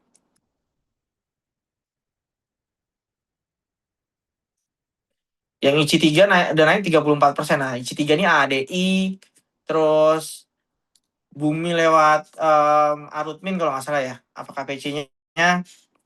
Nah, ICI 2, ICI 1 nih Harum, teman-teman. Dan ITMG gitu. Nah, masalahnya adalah ITMG dan Harum itu RKAB-nya nggak dapat kepastian, teman-teman. Jadi, ketakutan saya ngambil ITMG kemarin itu sebenarnya lebih spekulasi, harganya masih belum kemana-mana gitu. Ketika harganya udah kemana-mana, udah naik 30% sejak pembelian, ya udah jual dulu deh. Beda halnya dengan ADI. Nah, untuk ADI sendiri kan Q1-nya nih sebenarnya di bawah ekspektasi saya cukup jauh sih, teman-teman. Ekspektasi saya tadinya Q1-nya minimal ya naik 5% atau 10% dari Q4. Ternyata malah drop. Cuman ini kalau versi saya sih ya mengecewakan sih, kalau dibilang mengecewakan. Cuman kalau versi saya adalah Kestrel belum masuk kan. Which is artinya nanti one off-nya Kestrel tuh akan masuk antara di Q2 atau Q3. Nah, ada rumor katanya untuk AD kan akan ada dividen spesial. Nah, saya nggak tahu nih dividen spesialnya akan dibagi di interim atau akan dibagi di dividen final. Kalau dividen final itu artinya akan dibagi di akhir Mei 2026 nanti gitu. Cuman sih kayaknya less likely ya, karena kalau misalkan kita bisa lihat ya bisa-bisa aja sih, karena cash per share-nya AD cukup besar. Cuman kalau misalkan semuanya dijadiin dividen spesial, kan katanya dividen spesialnya kurang lebih di 800 sampai 1900. Ini cash bisa habis, guys, gitu. Jadi harus ada cash in dulu nih. Harus ada cash flow masuk dulu dari penjualan Kestrel. Dari penjualan ACL-nya harus masuk dulu. Nambahin cash flow-nya ADI. Baru kalau misalkan emang ke ADI mau bagi dividen spesial, itu setelah itu terjadi gitu. Nih, CFO-nya ADI tahun 2020 awal 2026 kan biasa aja nih, guys, so-so aja gitu, malah negatif gitu. Jadi harus butuh penerimaan dulu nih, penerimaan dari penjualan investasinya masuk cash flow, baru mungkin nanti bagi dividen interim. Tapi banyak atraksinya lah, karena pada di 2023 itu PTBA sampai harus ngutang dulu gitu untuk bagi dividen. Jadi banyak atraksinya, bisa jadi terjadi, bisa jadi enggak gitu. Cuman hal yang saya sangat amat masih agak positif di AD cuma satu, guys. Jadi persediaannya tuh naiknya cukup signifikan gitu. Feeling saya sih di tahun 2026 Q1 ini revenue drop di sini nih.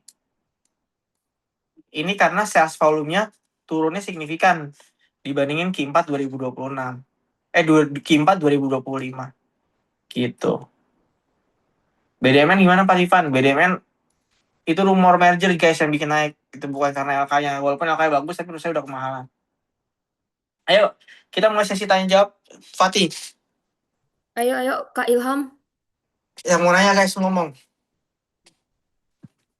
Halo Pak NRC Ridwan, apa? selamat malam Pak. Ya, Kalau PBSA bagaimana Pak? Itu ada anjlok laba tapi pendapatannya naik itu. Mohon petunjuk Pak. PBSA. Iya Pak. Belum lihat lagi, Pak. Bentar. Wih, kenapa nih PBSA? Kok tumben jelek? Sampai anjlok 94% labanya Pak. Ada kesalahan apa itu ya saya? Bawa pegang apa? Pegang Pak, baru masuk. Makanya ketar-ketir ya? Iya Pak. Mohon petunjuk.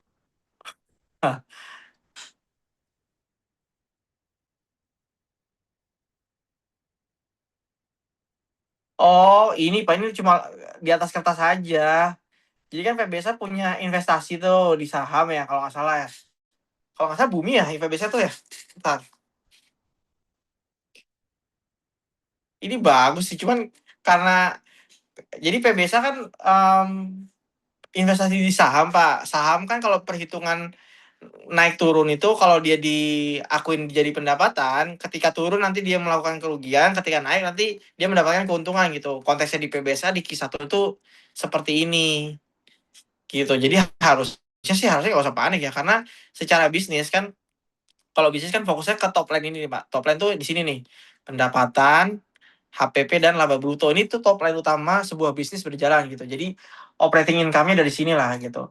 Ini masih naik nih laba brutonya. Jadi harusnya nggak seburuk itu, walaupun kelihatannya buruk banget sih, karena bisa jadi tahun 2025 kemarin growth-nya juga karena laba atas perubahan nilai wajar investasi ini, Pak, gitu.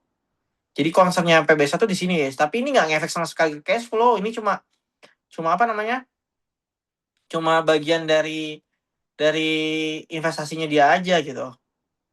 Walaupun OCF-nya cash flow from operation PBSA di Q1 juga jelek sih. Tapi dia karena banyak bayar pemasok nih, tak.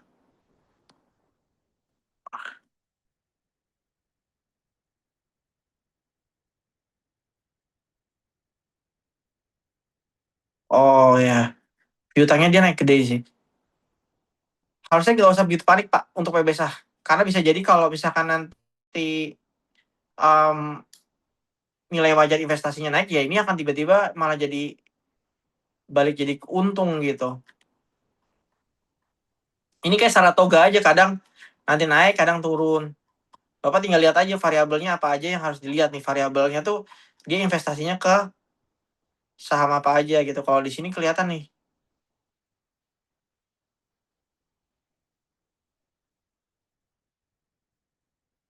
Nih teman-teman nih, reksadana mutual fund, Bapak tinggal cari aja nih Nusantara Fixed Income, KPD Nusadana nih,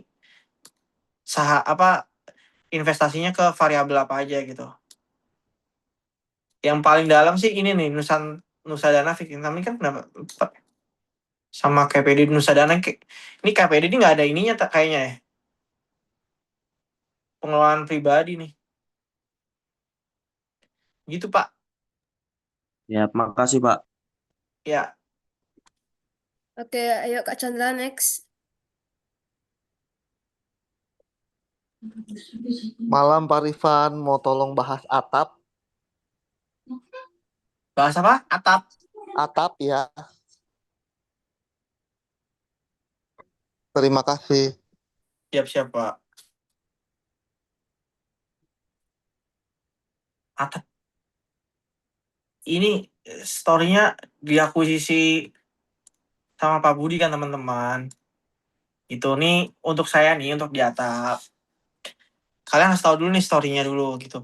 Kalau dari rumor-rumor yang beredar kan akan ada perubahan pengendalian dan akan ada namanya mungkin nanti yang bisa disebut dengan backdoor, yaitu bisnis barunya lah gitu. Cuman secara mekanisme di bursa, teman-teman cukup lihat aja prosesnya gimana gitu. Pertama, sebelum sebuah bisnis baru masuk ke atap, ini saya nggak mau bahas fundamental ya, karena fundamentalnya atap ya seperti apa adanya menurut saya untuk saat ini. Karena belum ada pendapatan dari segmen barunya dan belum ada perubahan KBLI untuk melakukan bisnis barunya. Jadi masih bisnis propertinya versi atap yang lama aja gitu. Nah, yang mau saya kasih tahu di sini adalah kan di tahun 2025 kemarin atap kan ngeluarin keterbukaan informasi nih teman-teman. Di sini nih. Nah, ini kan masih rencana nih teman-teman. Ini namanya CSPA. Gitu. Rencana pengambil alihan oleh Pak Budi. Nah, realisasinya itu harus dilakukan dulu gitu. Nanti sampai pada akhirnya kalau kita contoh dulu di data tuh gini teman-teman.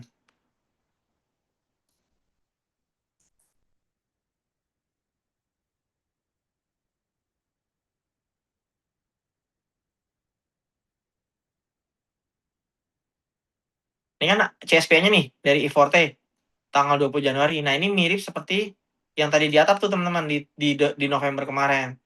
Nah, nanti sampai pada akhirnya ada crossing kepemilikan lah. Dalam artian kita berharapnya kepemilikan atap di sini nih teman-teman.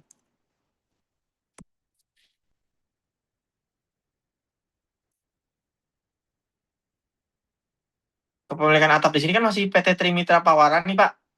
Kita tunggu sampai ini atas nama Pak Budi nih, gitu. Nah ini mungkin akan kejadian entah kapan gitu, mungkin dalam waktu dekat lah, itu Pak Budi yang nanti akan mengurus semua halnya terkait atap.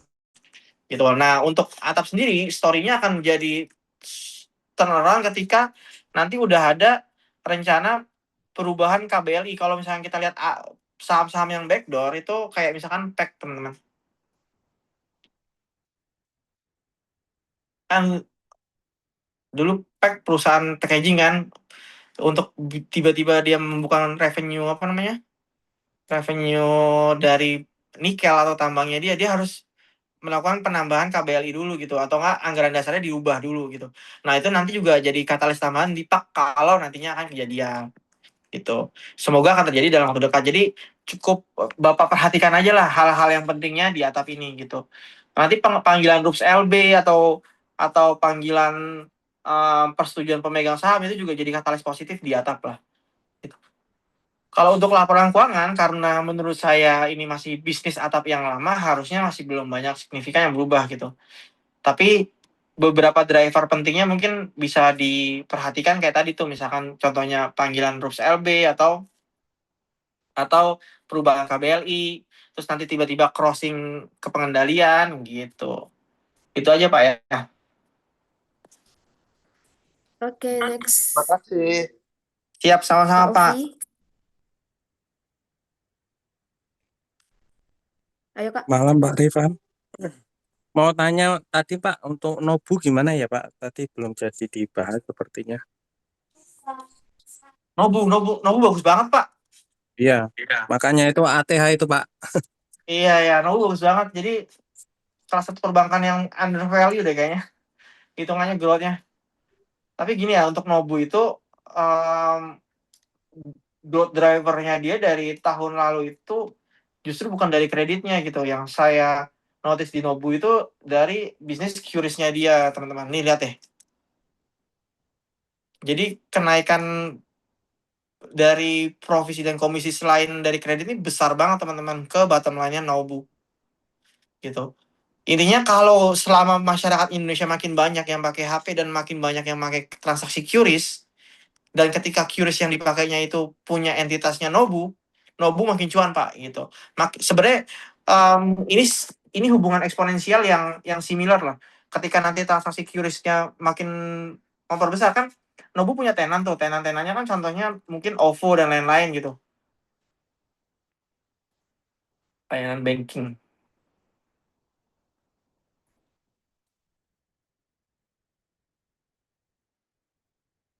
Sebentar.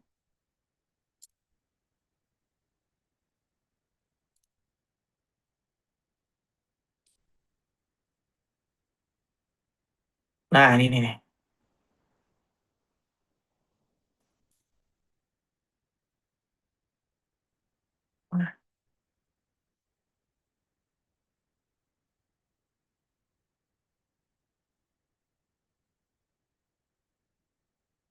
Wait.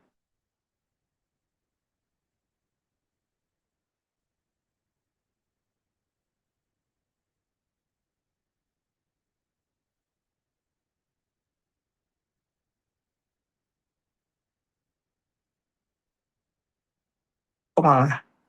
Sebentar, Pak.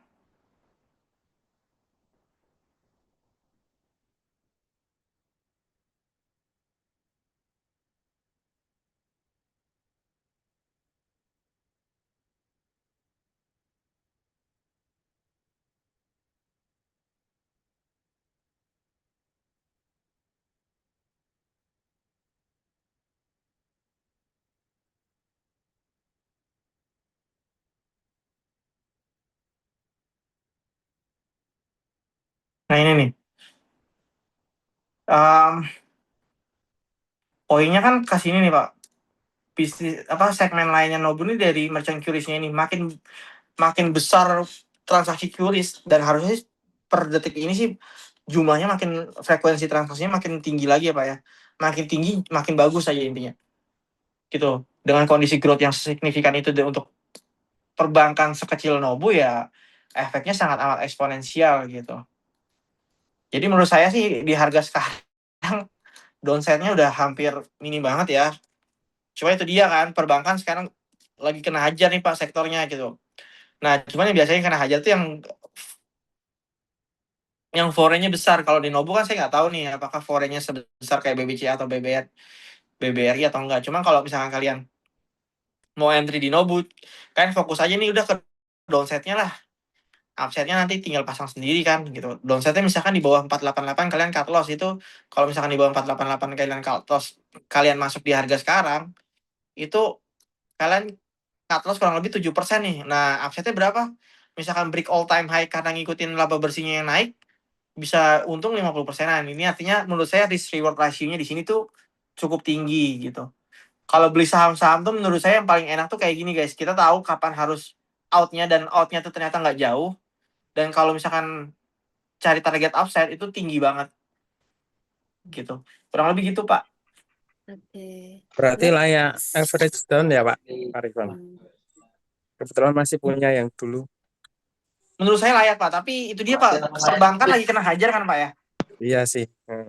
Nah, yang murah bisa tambah murah Pak. Oh, Yang murah bisa Oke. tambah murah. Cuman kondisinya untuk Nobu menurut saya bagus banget. Oke Pak. Gitu. Terima Tapi yang kasih murah Pak. bisa tambah murah. Ya, siap sama-sama Pak. Terima kasih. Ada lagi Oke. teman-teman? Next Kak Days. Malam Pak Rifan. Iya Pak. Saya mau nanya nih, banyak nih ya. BLTA tamu sama Dada ada bonus. Mm-mm. Dada kan laporan keuangannya bagus tuh Dada. Dada Pak.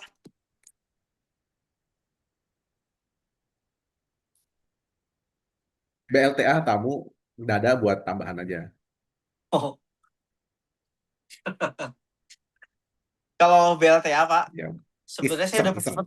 udah sempat notice ini nih. Jadi BLTA tuh sebenarnya saya udah sempat notice ini dan menurut saya di Q4 kemarin karena mengecewakan udahlah saya out dulu gitu. Cuman Q1 ini kan tiba-tiba labanya oke juga ya. Cuman dibandingkan BLTA nih, sejujurnya saya lebih prefer Nobu karena kan mainnya tanker ya.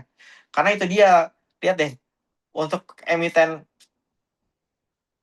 perkapalan revenue itu hampir nggak naik sama sekali Pak gitu. Di kondisi charter rate yang lagi tinggi kayak gini, revenue yang nggak naik sama sekali kayak gini ya menurut saya udah so-so aja lah, udah biasa-biasa aja gitu.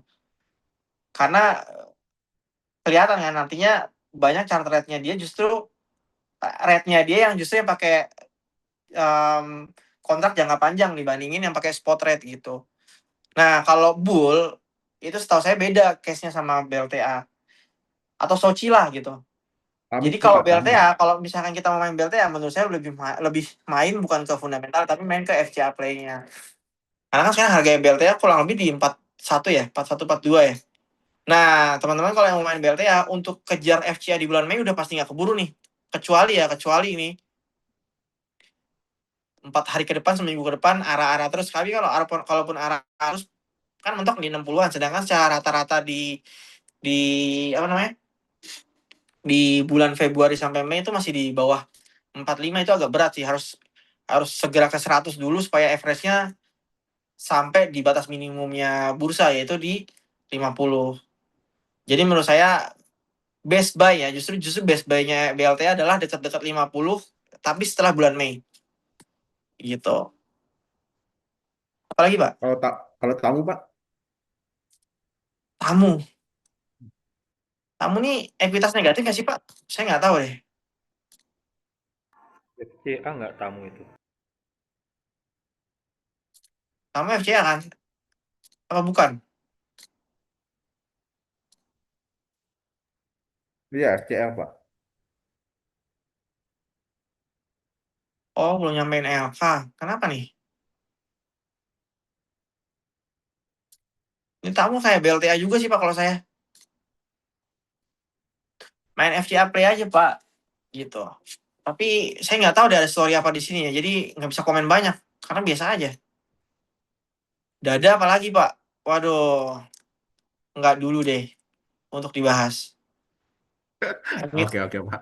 Cuma emiten, iseng doang gitu, Pak. emitennya ini emiten yang bukan Funda Play banget gitu. Jadi lebih main ke narasi dan story kan. Kalau BLTM masih agak mendingan sih tadi. Udah penguat mau. Ada lagi nggak teman-teman? Ayo Kak Energi Dedi. A dong Pak. Supamin. NRCA.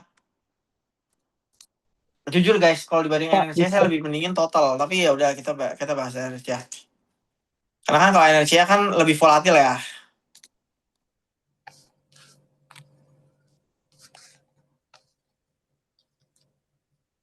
Bisa balik 2000 nggak Pak?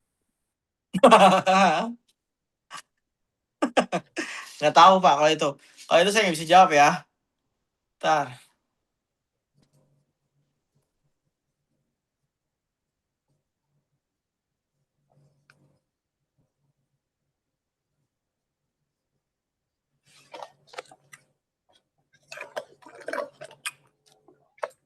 Ini Pak nih kontrak kerjanya NRCA nih. 7,4 triliun.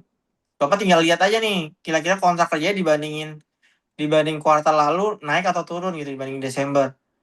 Kalau secara growth EPS tuh biasa aja NRCA, cuman itu dia ya, NRCA tuh di harga sekarang sebenarnya dividennya itu cukup besar teman-teman. Karena kalau asumsinya dia bagi dividen, kalau asumsinya dia bagi dividen 67% aja. 67% seperti tahun sebelumnya dengan EPS-nya dia di tahun 2025 70, itu kan artinya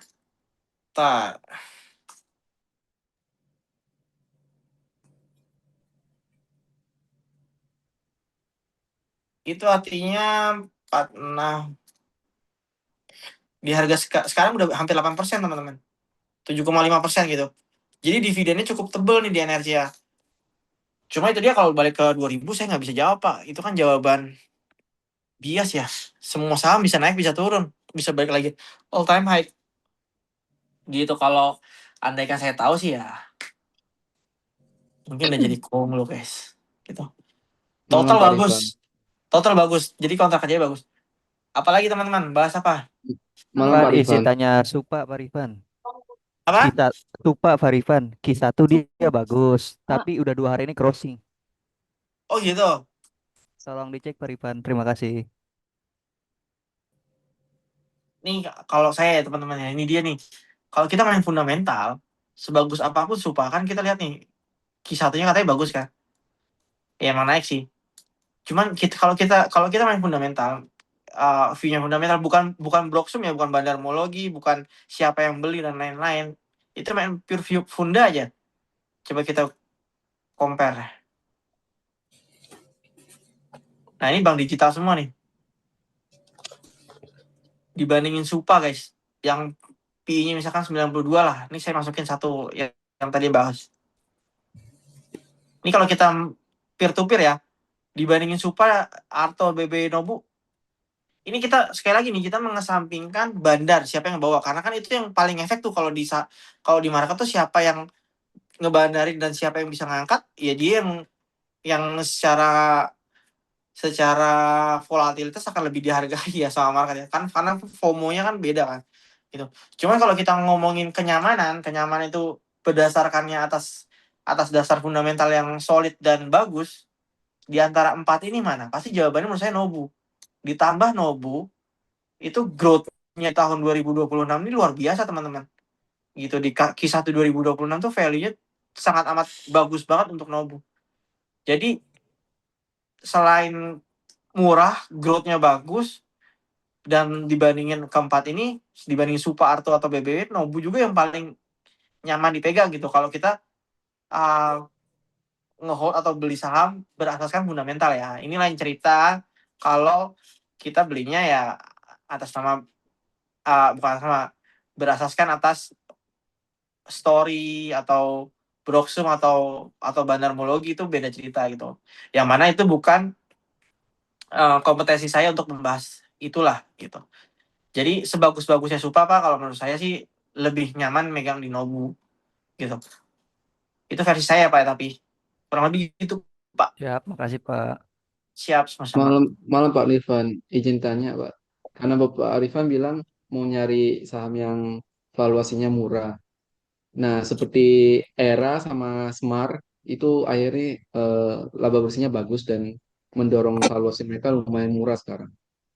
Sama tambah CBDK juga, Pak. CBDK bagus tuh, CBDK bagus. Era pun sebenarnya juga bagus banget ya di Q1 ini ya. Apalagi kita bisa lihat ini salah satu menurut saya Q1 paling bagusnya Era gitu. Cuman itu tadi sih saat ini banyak emiten bagus. Nah, tinggal dipilih aja nih mana emiten yang menurut kita paling nyaman untuk di hold dan kita pede kalau misalkan nanti market rebound. Ini kan sekarang kan market lagi kayak gini nih guys. Pertama kali Zoom ini saya bilang adalah kondisi market kayak gini, kalau kita terlalu takut, itu kita bisa benar-benar kehilangan golden momentumnya. Golden momentum itu apa? Ketika market benar rebound. Walaupun kita nggak akan pernah tahu nih kapan market akan rebound. Cuman sekarang kondisinya adalah sudah banyak banget saham murah gitu. Even yang menurut yang di banyak orang nggak suka, itu kayak BBR ini. Guys, ini udah murah banget. Kenapa saya bisa bilang murah banget? Karena kalau kalian lihat, setiap BBRI turun nih, turun menjauh nih kan, itu kan udah jauh nih gapnya nih dari MA 14-nya dia nih. Biasanya kalau udah turun jauh segini nih, ini kan kayak tiba drop. Nanti akan mantul lagi nyentuh MA 14-nya lagi gitu. Nih kalian lihat nih, ini drop, ujungnya nyentuh lagi. Sama juga kayak di sini nih. Ini drop nih jauh nih, turunnya berapa persen nih teman-teman? Mantul lagi. Sama kayak tahun 2020 juga hal itu juga terjadi juga gitu. Ini kalian lihat nih, ini kan tiba-tiba drop kencang nih teman-teman. Dari MA 14-nya. Ini teknikal aja ya. Turun 17%. Sekalinya mantul dia kencang banget teman-teman. Nah, itu dia menurut saya ya. Sejelek apapun katalisnya, kalau kita berkaca dari teknikal aja, ketika dia udah jauh banget ini udah jauh banget di gamenya. At some point pasti akan mantul lagi dan setidaknya akan nyentuh. Mau crashnya BBRI kayak gimana pun itu. Cuma saya nggak tahu turunnya sampai mentoknya di bawah di mana dan nanti nyentuhnya di mana gitu. Pak, izin tanya dong, Pak. Kurang lebih gitu. Apa tuh? Sola, BRE Pak. dong, Pak Rifan. Bahas Sola dong, Pak. Aduh banyak nih. Apa nih? Sola, Pak. CBRE. CBRI ada apa ya? Oh itu ya. RI ya. Iya. CBRI tunggu di bulan Mei aja Pak. Mei akhir tunggu aja tuh nanti RI gimana. Cuman itu dia saya nggak tahu akan berakhir seperti apa ya. Tebusnya kurang RI-nya lebih 100 kan ya, Pak? Iya sih. Nanti tinggal tunggu aja mungkin baru FOMO-FOMOan setelah ini kali ya. Setelah keluar prospektus finalnya kayak PAK kemarin kan. Ini nggak akan dihajar di bawah ke 100 nih. Kita kan megangnya nih 900-an nih, 990. Oh gitu. Kok tinggi Pak megangnya? Iya, call-nya kemarin kan. Oh, saya nggak ikutan sih yang di PAK ya. Ntar. Di PAK di CBRI saya nggak ikutan terakhir. Oh. Ntar. Yang CBRE nggak ikutan, Pak Rifan. Oh. Enggak, saya nggak ikutan Pak. Saya ikutan terakhir CBRI di 700 sampai 800-an tuh pas. Kapan tuh? Saya nggak CL dong megang ini. juga Pak. Apa? CL. Sekarang berapa sih harganya? Kok JL? Kemarin ngikut dari Markibel, dari Patri atau dari investor Pak? Di Patri. Nah, biasanya Patri kalau udah 990 kan average-nya Pak? Baru minus berapa? 8% kan ya? Iya. Ya kalau misalnya pun mau CL juga nanggung banget sih kan. Ini tinggal lihat, kalau lihat teknikal kan bottomnya ini nih, MA 200-nya dia dijagain terus kan. Iya. Terus Bapak kalau misalnya mau CL ya break ke bawah sini aja. Apa Pak? Right issue 100, takut di bawah terjun 100. Biasanya enggak sih, kalau misalkan pengendali pengen retail nebus justru harusnya diangkat dulu. Kalau nggak pengen retail nebus baru diturunin sedalam-dalamnya. Kayak baby kan itu nggak pengen tuh retail nebus, nggak buat apa nebus. mungkin perusahaannya bagus. Tapi kalau CBR mungkin lain cerita kali ya. Ada standby bayarnya nggak sih Pak yang mau right issue nih? Ada kok Kalau nanti. retail nggak pada Ada, nebus. ada. Ada Pak. Hmm. Kan di prospektus terakhir bukannya udah disebutin juga ya. Nanti tunggu aja Pak di akhir Mei. Siap, siap. Cuman itu dia, saya nggak tahu ya masalah harga ya. Ini saya yang saya tahu cuman kemungkinan dari tanggal yang dilakukan. Soalnya deadline-nya CBR itu akhir Juni gitu. Bahas emiten FCA. Nah nih guys, untuk emiten FCA di bulan Mei itu sebenarnya nggak banyak. Emiten FCA di bulan Mei itu nggak banyak. Yang top play nih menurut saya nih, yang mungkin kayak mungkin kayak BNBR dan MDI itu cuma JGLE. Ini FCA di bulan Mei ya. Yang kedua nih, menurut saya ya, yang kemungkinan bagus nih justru Kabak ini nih. Jadi Kabak tuh cuma tinggal ke atas 60 juga selesai, dan harganya sekarang masih mepet-mepet 50-an teman-teman. Gitu. Tambah apalagi yang FCA. LT nggak bisa teman-teman. LT berat sih. Ini kayak BLTA gitu. Tama juga nih. Tama kalau teman-teman berani ya, Tama juga salah satu FCA play yang mungkin main. Tapi kalau saya udah punya pegang di JGL ya, tapi nilainya nggak material guys, kecil banget. Gitu. Yang saya tahu sih JGLE, Kabak, Tama, sini. Oh, gini guys, kalau sini beda mainnya. Sini nanti mainnya kayak Koko. Jadi kan sini itu kan ekuitasnya masih negatif. Ini masih jauh, masih lama teman-teman. Masih lama ini kalau sini. Jadi ekuitasnya sini kan masih negatif nih teman-teman.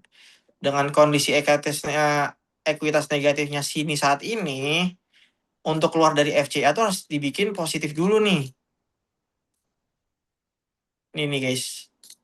Ini masih lama, mainnya masih lama kalau keluar dari FCA, tapi permainan sini nggak cuma main di FCA teman-teman.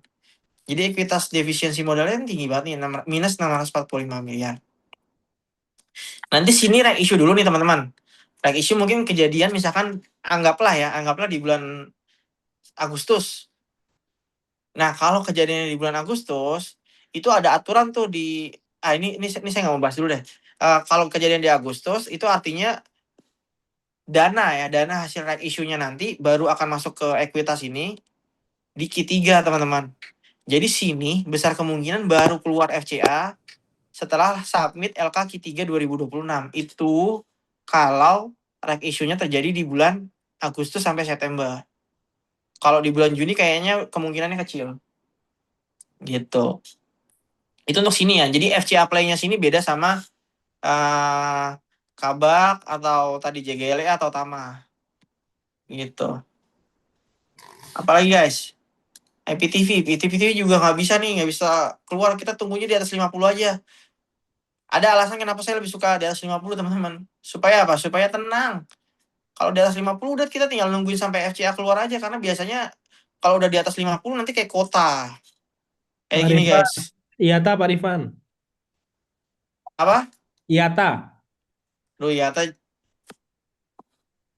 kurang Pak nih satunya. Jadi bahas yang lain.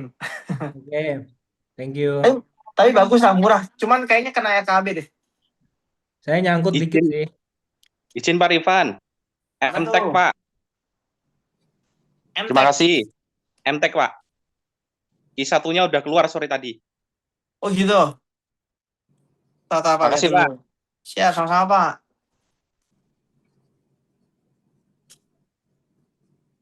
I1-nya jelek ya guys ya. Kenapa nih? Cuman dibandingin MTek, kalau di satu grup ya, dibandingin MTek, dibandingin Buka atau dibandingin SCMA, saya sih lebih suka SCMA teman-teman. Untuk saat ini ya. Walaupun saya nggak pegang juga sih. Karena isunya video akan IPO. Cuman itu dia masih belum tahu kapan. Rumornya udah beredar dari lama kan.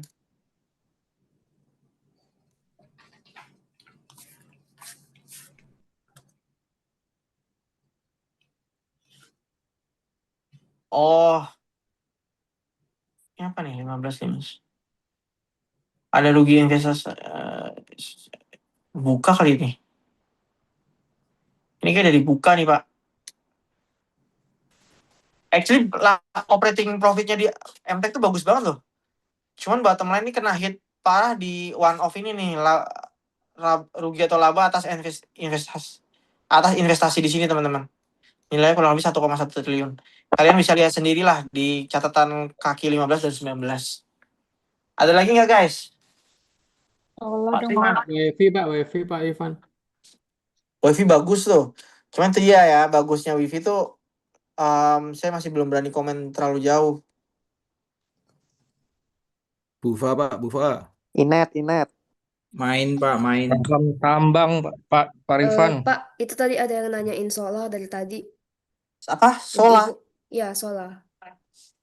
Sebentar.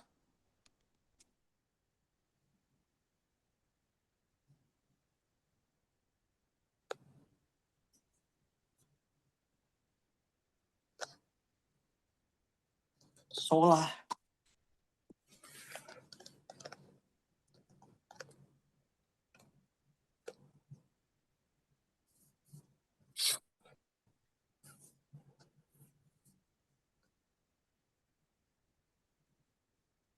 Ibu-ibunya mana ya nanya?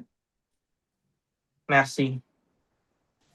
Ini baru pertama kali lihat Sola nih. Kak, siapa tadi yang nanyain Sola, Kak? Saya, Kak. Nah, tuh. Ibu nyangkut di berapa, Bu? Gimana? Ibu punya Sola. Iya, Nyangkut di berapa, Bu? di 127. Di berapa? 100 berapa? 127. Oh, menurut saya ya, Bu ya, nggak usah dibahas fundamentalnya sih ya. Jadi ya, kita bahasnya kapan Ibu harus out dan kapan Ibu harus tahan aja deh. Jadi menurut saya selama Sola masih di range 120-an Ibu hold aja. Tapi nanti kalau Sola break ke bawah nih Bu ya, misalkan anggaplah tiba-tiba Sola di 118, Ibu lebih baik segera keluar dibandingin nanti makin dalam. Nanti baru beli lagi nih Solanya ketika udah break atas lagi gitu. Kondisinya sih saat ini sih masih sideways kayak gini ya. Nggak bisa dibilang jelek tapi ya biasa-biasa aja gitu. Gitu aja Bu. Kenapa nggak Dibanding dibahas, Om? apa Tom? Kenapa nggak dibahas? Nggak ngerti gue emiten beginian. Emang lu ada info Tapi apa? tapi itunya lumayan tumbuh loh, Pak. Apanya tuh Bu tumbuh? Laporan keuangannya dari Pertama IPO kan bisa dibilang busuk ya. Busuk. Sebenarnya biasa aja. Gini bagus Bu, bagus. Cuman kalau saya tuh ngelihat sebuah emiten yang bagus banget, ini bagus banget versi saya adalah pertumbuhan net income-nya tuh lebih ke stabil growth gitu. Saya itu belum tahu bisnis Sola apa sebenarnya. Apa nih bisa Pak?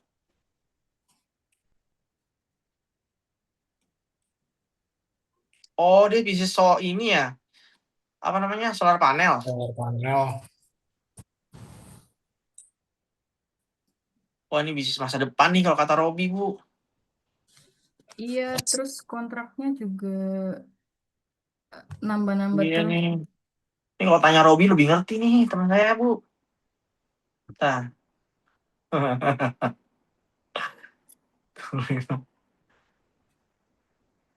Robi lebih tahu nih gini kan, Bu. Namanya Robi Wijaya kalau di grup. Berisik. Oh, yang Kak Robi itu ya? Iya, itu Kak Robi. Ibu PM aja Robi Endeh, nanti dia langsung jawab biasanya kayak gitu.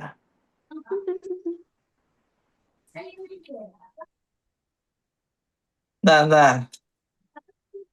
Ini menurut saya sih biasa aja, tapi ya bukan yang emiten jelek gitu maksud saya, Bu.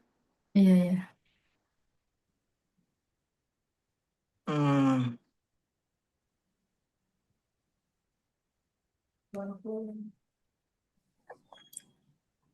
Oh, pendapatannya luar biasa ya. Iya, makanya lumayan. Soalnya kontraknya juga nambah terus yang dari Dia ada apa kontrak sama siapa, kemarin. Bu? Gimana? Ya ini oke lah untuk di hold mungkin ya. Tapi tetap Bu disiplin teknikal aja. Bisa jadi bagus sih menurut saya. Bisa jadi bagus, tapi ya Ibu disiplin teknikal aja. Misalkan break below, misalkan 118, consider untuk trimming dulu, trimming out, dibanding hold nanti makin junam ke bawah. Tapi overall ya masih so-so aja lah, oke lah teknikalnya. Gitu ya Bu pandangannya. Oke, terima kasih ya Pak. Siap, sama-sama. Bufa Pak, Bufa. Udah tadi kan udah dibahas Bufa, Pak. Bufa udah nanti nonton ulang Pak. aja. Call, Tapi saya Pak. nggak begitu ini sih, nggak begitu Call, bahas TB, banget. Pak, TB. Main. PPMA, Pak. Call, Pak, call. Aduh, call ngapain dibahas. Call tuh udah guys, main FCA Play aja. Setelah dari FCA Play saya udah nggak mau bahas lagi guys, karena di situ momentum terbesarnya teman-teman. Kayak Esip juga tuh setelah di FCA Play, kalau beggar udahlah saya nggak peduli juga gitu poinnya. Bahas FIFA, apa nih Pak. yang menarik? FIFA, Pak. PPMA, Pak. Pak, TB PPM. dulu kan ada isu ini, Pak, ke sawit. Itu nggak jadi ya, Pak? Belum ada update-nya. Kita nggak main rumor-rumoran lagi nih. Raja, Pak, Raja. Nah, Raja tuh ada yang menarik teman-teman, tapi FIFA, karena Pak. belum pasti jadi nggak bisa terlalu dibahas. Auto, oh iya, ini saya mau kasih satu emiten guys. Ini salah satu emiten yang menurut saya sebenarnya udah naik tinggi tapi bagus banget. Jadi ASGR, ini karena afiliasinya auto ya, tadi ada yang bahas auto jadi saya ingat. ASGR tuh very very promising. Karena salah satu segmennya ASGR yaitu sistem teknologi informasi di tahun 2025 sejak Q3 sih sebenarnya teman-teman. Cuman kan pada saat itu kita nganggapnya ASGR emitennya lamban ya. Nah, baru kerasa banget nih tahun 2026 nih teman-teman nih. Satu segmen ini nih, ST ini di tahun 2025 Q1-nya itu labanya itu cuma 11,9 miliar teman-teman. Tapi di Q1 2026 langsung lonjak 2 kali lipat, double. Ini satu segmennya ASGR ya guys. Gitu. Growth-nya cukup eksponensial dan cukup menjanjikan. Tapi itu dia sekali lagi disclaimer, SGR udah cukup mahal secara teknikal, udah mahal banget lah ini. Udah naik tinggi juga kan. Ya kalian harus catch up sama fundamentalnya. Kalau beli emiten kayak gini nggak paham story sesungguhnya, biasanya nanti ujung-ujungnya nyangkut kalau ada perubahan fundamental gitu. So, ada yang nanya lagi apa nih? Bumi udah lah teman-teman. Itu saya BJTM, tadi Pak, nggak bahas. BJTM. Apa? PBLA Pak, B50 yang akan jalan di bulan Juni dari pemerintah. PBLA. Iya Pak.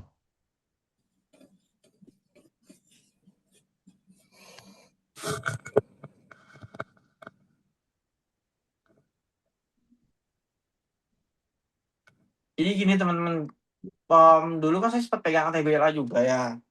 Jadi TBLA itu secara struktur pendapatan tuh nggak cuma dari sawit aja gitu, tapi ada dari gulanya juga. Nah, cuman ada yang sedikit cukup mengganjal di TBLA. Itu pertama adalah umur tanaman sawitnya TBLA tuh tua-tua. Jadi kurang, apa ya ngomongnya ya, udah kurang produktif lagi. Itu nggak seproduktif misalkan kita ngomongin CSRA, PTPS, TAPG gitu. Itu yang pertama di segmen sawitnya. Lalu ada lagi segmen gula nih guys. Jadi TBLA itu jual bahan pokok gula ini ke afiliasinya, yaitu nggak bisa.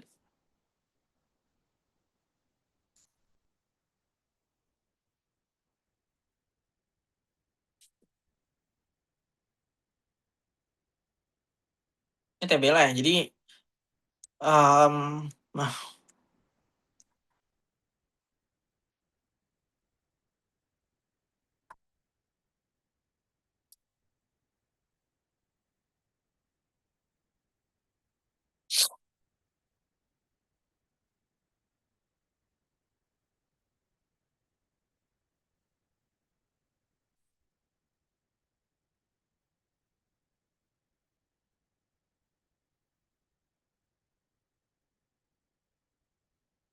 Nah ini teman-teman nih. Jadi pendapatannya TBLA itu ada dua kan yang tadi saya bilang adalah yang pertama yang kelapa sawit. Nah yang kedua itu terkait pengolahan gulanya ini. Yang jadi problem adalah yang saya nggak suka dari TBLA meskipun murah adalah pertama kelapa sawitnya ini sebenarnya umur tanamannya tua-tua. Yang kedua kalau kita mau main di segmen gulanya, dia jualnya tuh ke afiliasi teman-teman, ke Sungai Budi ini gitu. Nah harga jualnya itu kadang saya tuh suka mikir nih apakah jualnya kalau misalkan harga gula naik dia harga jualnya tetap ke Sungai Budi, jadi Sungai Budi aja yang menikmati kenaikan harga gula, karena pada saat harga gula naik itu entah kenapa marginnya si TBLA di tahun 2024 atau 2025 tuh malah nggak kemana-mana teman-teman EPS-nya gitu. Nah ini review saya untuk TBLA sih sebenarnya, ditambah gulanya di TBLA itu dia kena kuota impornya dari pemerintah gitu pada saat itu ya. Nah kalau sekarang dengan kondisi banjir tetes tebu nggak tahu nih efeknya kayak gimana gitu, kurang lebih gitu Pak. Iya tak ada MTO mana itu VTO Pak, bukan MTO, itu udah dijawab tuh sama temen. Jadi VTO sama MTO tuh beda teman-teman. Jadi VTO-nya IATA itu menarik sebenarnya di harga 99, tapi nggak semua orang bisa, bukan gini, semua orang nanti bisa mendapatkannya, cuman jatuhnya kayak jatah IPO teman-teman, dibagi sama orang-orang yang apa namanya yang mau ikutan.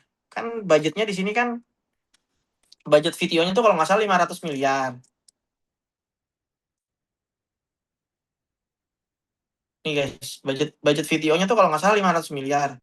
Nah, nanti misalkan yang pengen ikut VTO ada 5 triliun, nah nanti dibagi rata tuh. Nih, budgetnya 500 miliar teman-teman.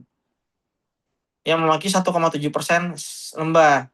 Misalkan nanti yang mau ikut VTO-nya ada 17% nih, jadi dibagi rata. Misalkan kita ikutan 50 lot, nah nanti kita cuma kebagian dibagi 10 lah.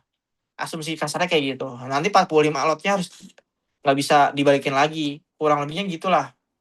Bayangan untuk VTO. Kalau MTO bisa semuanya diserap, tapi kalau VTO enggak. Cuma sebagian aja.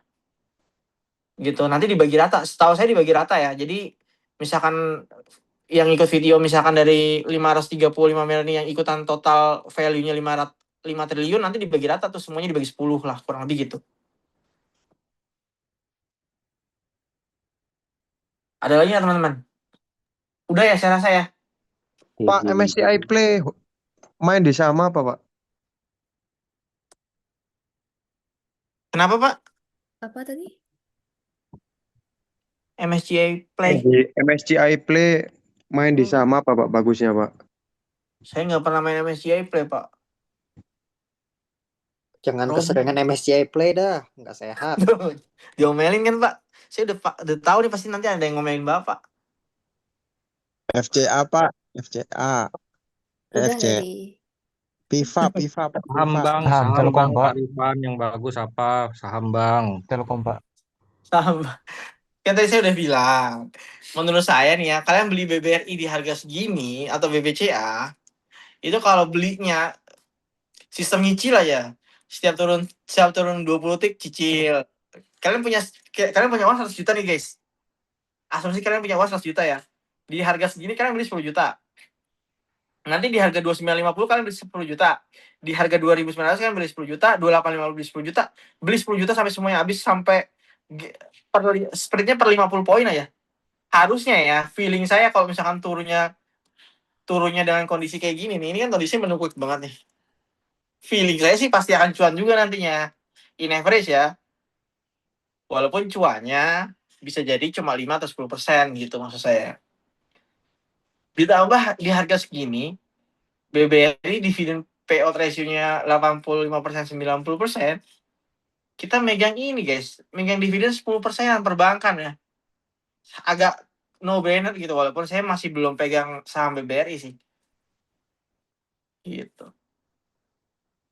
Nobu juga bagus. Tapi kalau kayak NISP, karena kemarin payout ratio-nya kurang rendah, saya nggak berani dulu lah.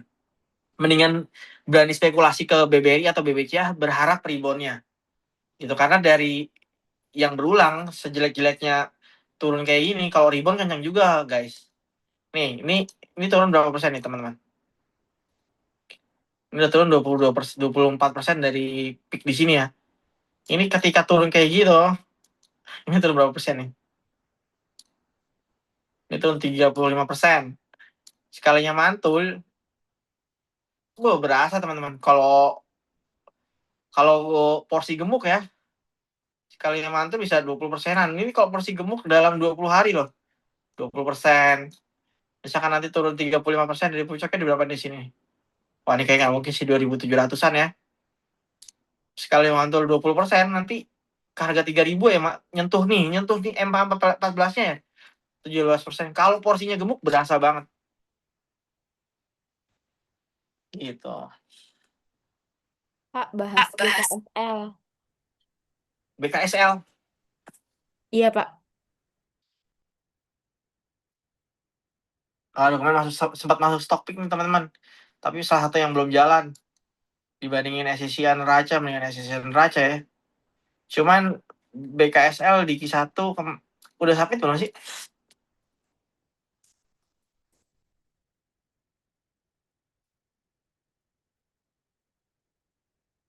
Biasa aja guys. Nggak ada yang spesial guys. Story-nya BKSL tuh ini kan, apa namanya? Proyek yang ala-ala rumah sakitnya BKSL yang terbesar di Indonesia tuh teman-teman. Patri udah ada?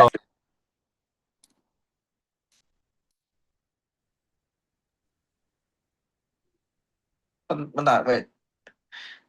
Iya, Biotown. Cuman untuk mencapai Biotown itu sama kayak ini guys. Mimpinya apa namanya? Mimpinya BKSL nih butuh cash yang super besar gitu dengan kondisi keuangannya BKSL yang saat ini untuk mencapai Biotown-nya itu butuh corporate action yang cukup besar gitu. Entah itu financing via loan bank atau reissue karena dengan kondisi keuangan yang kayak gini dan kan kelihatan nih cashnya ada 1,7 triliun tapi kan dia kan ada hutang apa namanya?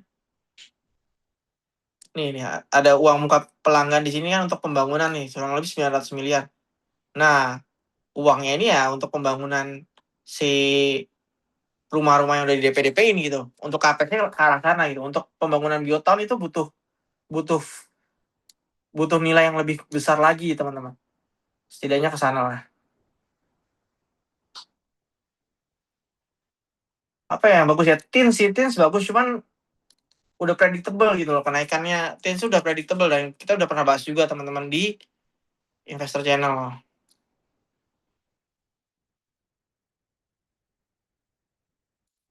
Gitu. Ada lagi nggak guys? Pak Rifan, aduh. Ini emiten yang kayak gini, Pak. Saya nggak ngikutin, Pak. Smart, Pak. Yang ngikutin nih, apa? Smart. Smart.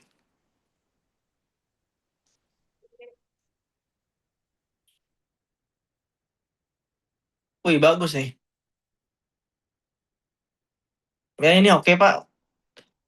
Tinggal pilih aja mau ini atau PUBG kan, karena sama-sama di atas juga kan. Udah, bentar guys. Kita panggil Pak Ilusix.